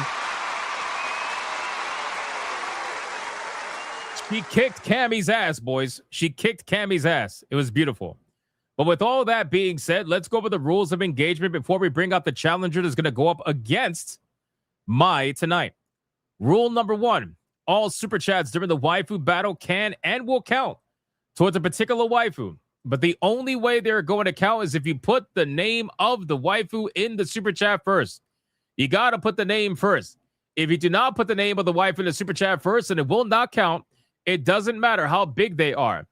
If you super chat after the fact that you put the name of the waifu you forgot to put the first time first, then I will make them count. Rule number 2. You can vote for any waifu regardless of who's on the screen. It doesn't matter. You can vote for the champion, who is mine, or you can vote for the challenger, who you're about to find out. It doesn't matter who's on screen at the time. Last but not least, after the second waifu comes off screen, I'm going to do a 30-second countdown. After that 30-second countdown, no more super chats are going to count. It doesn't matter how big they are. The last super chat that shows up on my screen is going to be the one that counts. So please, if you are going to vote, you vote early and you vote hard, ladies and gentlemen. Do we understand the rules?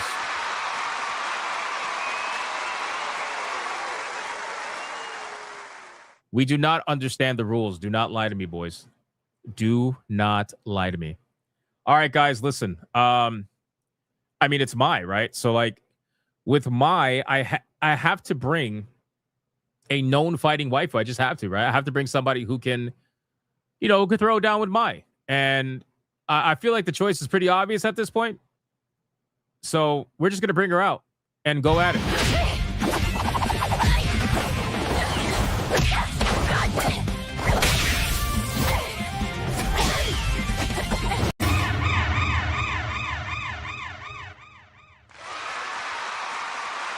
I really like these fucking trailers, man. I think I'm doing a good job with these trailers.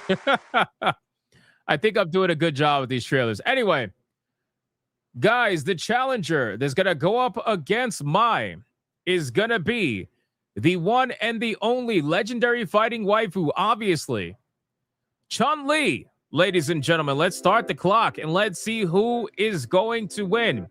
Is it going to be Mai or is it going to be Chun-Li? Let me know in the super chats below. The names are on the bottom. You guys can vote now. All the pre-gooners are voting already. Mr. Melancholy with a 2 already says, Mai, she got 2. If you know, you know. Well, apparently we all know. But I appreciate that, Mr. Melancholy. Thank you so much, brother. Appreciate you. Nice picture. Thank you. Raza says she's so torn. Oh, no. Deadeye's Lock with a 2 says, My love is stronger than Mariah Carey's song. I would hope so. I would hope so. Cyrite Joker with a 5 says Chun-Li is the GOAT. Let's go. Let's go. Deadeye's Lock with $1 over on Rumble for Chun-Li. Chun-Li is in the lead. Chun-Li is in the lead, boys. In the lead. In the lead. Chun-Li back already? Yes, because it's just that kind of battle, okay? It's that kind of battle. Don't worry about it. Don't worry about it. Thank you, Cyrite Joku with the 5. I appreciate that, brother. She looks gorgeous here. Hypno's killing it with the pictures lately. Thank you. I'm trying to up my game here. You know? Peaches says, good challenger. You see? Good challenger. Peaches agrees. Everybody agrees. It's a beautiful thing. I'm sorry, it's Hypno talking. I was distracted. You son of a... War Wizard with a 199. Mai, shout out to YouTube for letting me super chat. Erica Lyrics. There you go. Thank you for the 199. I appreciate that. Tiger King says she's wearing too much clothes. Bro, YouTube friendly, my guy. YouTube friendly. You got to understand that. YouTube friendly. Sonia says she's all right. What a hater, bro. What an absolute hater. That's crazy. Shout out to Sonia. Thank you for that. We got Raza with a 5 making her decision, and you know who she chose? Chun-Li can throw me around any day, Raza says. She chose Chun-Li. Damn. Damn. The betrayal. The betrayal. Shout out to Raza. Thank you so much for that. I appreciate it, man. Hey, shout out to Mr. Rouge. I see you in the chat over on Grifcast, man. Hope you are doing well. Hope you are feeling good. Appreciate you, man. Appreciate you. We got a lot of people over there on Grifcast already. Damn, you guys are on it today. You guys are on it today, man. Thank you. I can only imagine how much I'm going to get trolled with text-to-speech Spanish super chats or something like that. We'll see. We will see how that goes. BioT Wolf, the legend with a 5 says Mai for 2 really big reasons.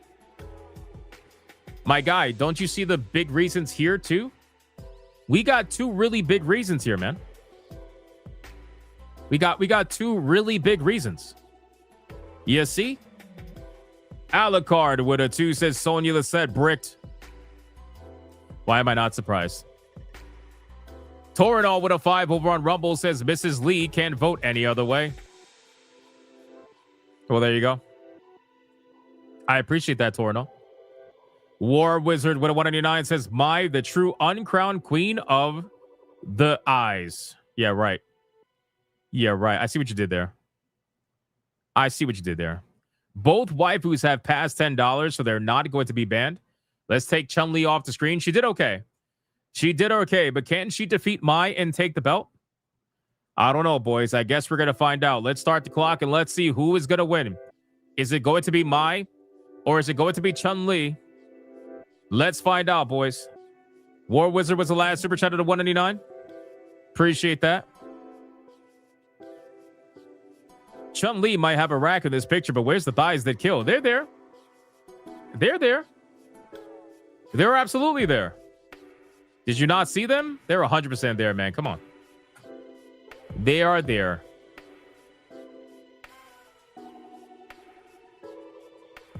Appreciate that. Mai and Chun-Li tits are big, so it's a lie.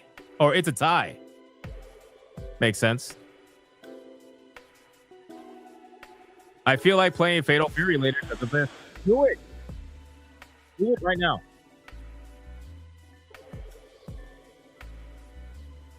I'm just putting on my poll for that.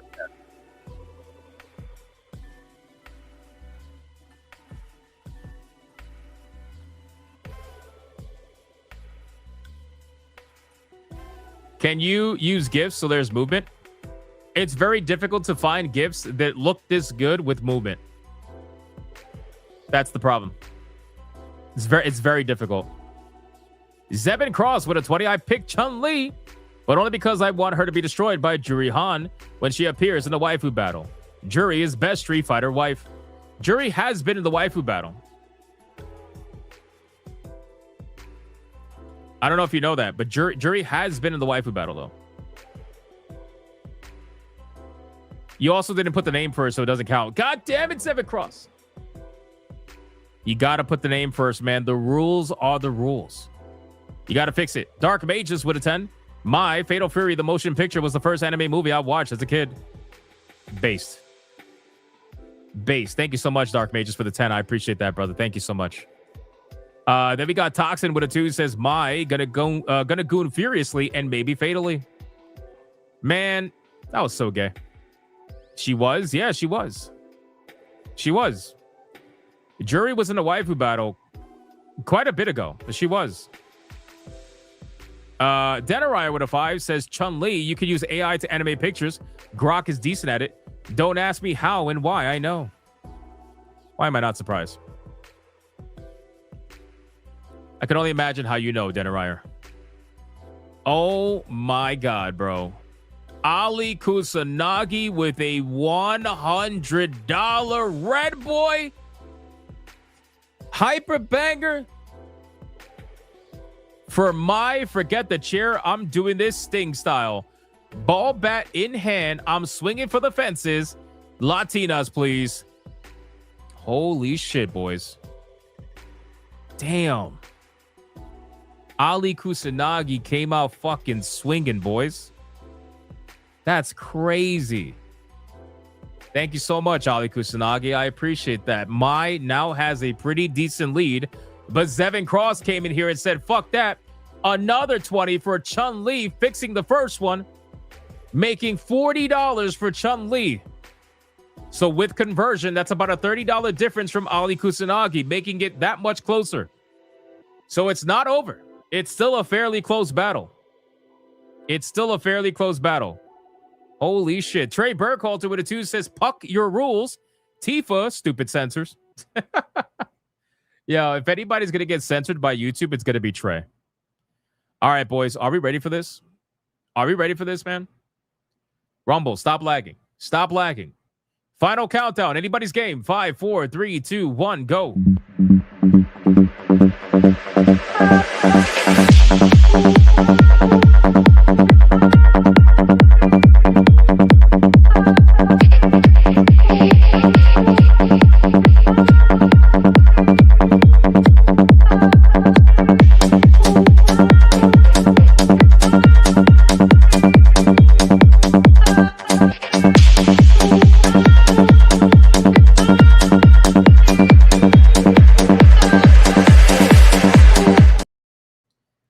Waiting for Rumble, waiting for Rumble, waiting for Rumble, waiting for Rumble, waiting for Rumble, waiting for Rumble, waiting for Rumble.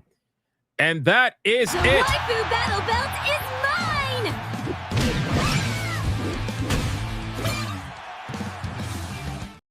The last super chat that is going to count is Peaches and Cream with a $30 mega banger. Look at Peaches and Cream saying Chun Li. Shout out to Peaches and Cream. Thank you for that. Thank you for that chair shot. I appreciate that very much. And then we got Fighter 4. Fighter 4 with a $50 mega banger for my. Says the hair buns just don't do it for me. Thank you, Fighter 4, for another chair shot. I appreciate that, man. Holy shit, that also counts. And then War Wizard with a 189 for my equals KFC. YouTube won't let me say what's in the bucket. Of course. Why am I not surprised? All right, mods, count it up. In the meantime, I got to play the Latinas clip for Ali Kusanagi. So we're going to make it happen.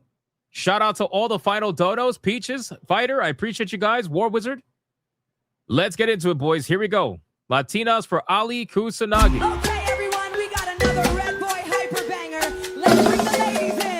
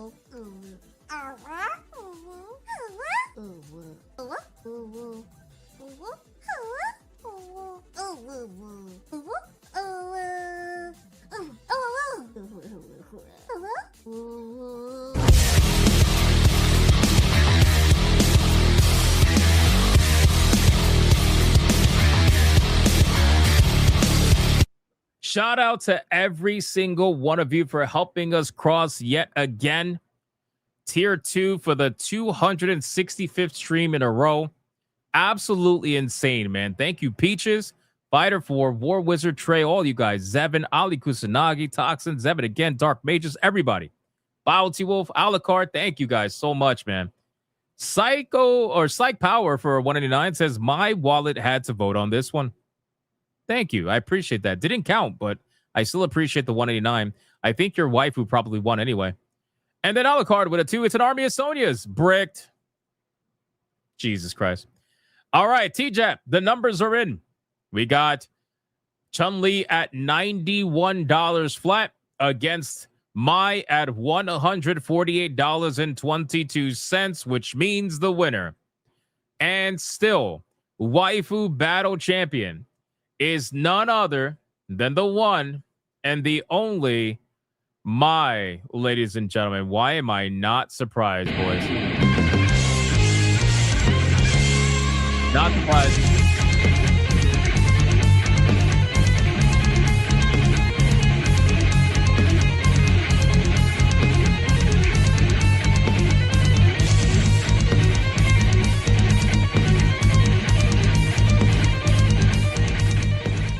Let's do it one more time, ladies and gentlemen. One more time. Let's go.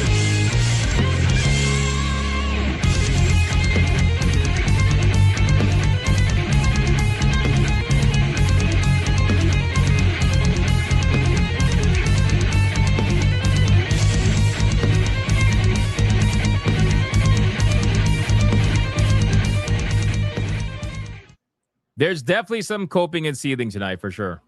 Just a little bit. You are coping and seething. You just can't accept what you're seeing.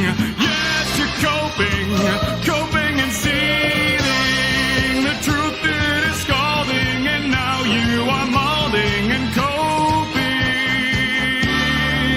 coping so hard. Coping and seething. And that's going to be it for the Waifu Battle, ladies and gentlemen. Mai's going to go backstage But she will face off against another waifu tomorrow, Hypnocast, 9 p.m. Do not miss it. Do not miss it, man. A lot of you guys are not missing it, actually. It's actually been amazing lately. Appreciate you guys, man. All right, boys, listen. I got to hurry up.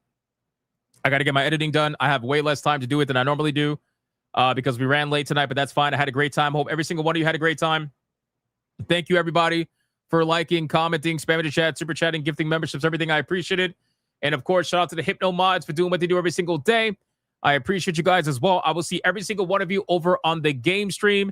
If you want to come hang out with me there, I'm posting it right now in both chats. So come hang out if you want to hang out for the Neo stream. Otherwise, I will see all of you tomorrow on the next one. Until then, go be bigots and go be gooners. Bye.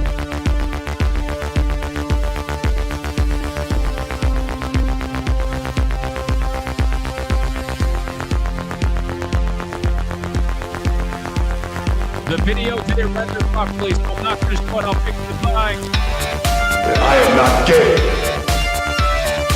I have relationships with women and sex with men. And I got news for you. That means you can't.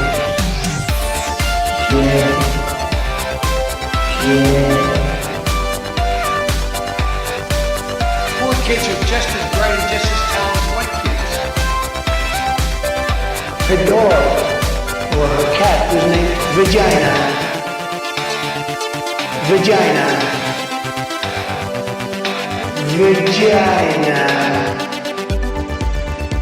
Put a ticket in, make her gay. Fuck it, yeah, don't put a ticket in, make her lady gay. Fuck it, yeah, put a ticket in, make her gay. It means put a chicken in it we eat and make her fucking gay. Fucking pronouns! Fucking pronouns!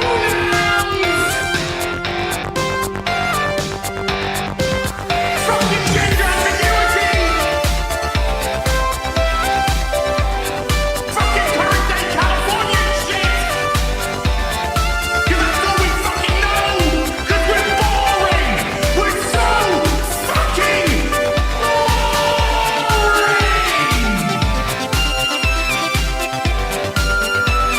Twitter hole! Twitter hole!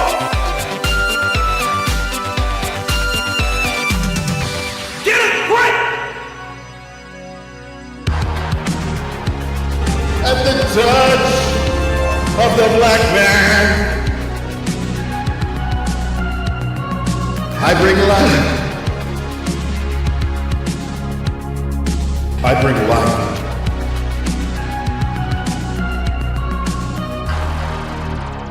I bring life.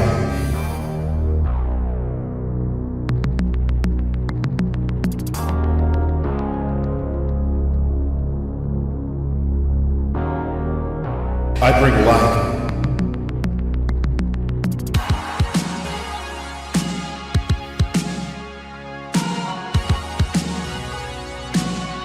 I bring life.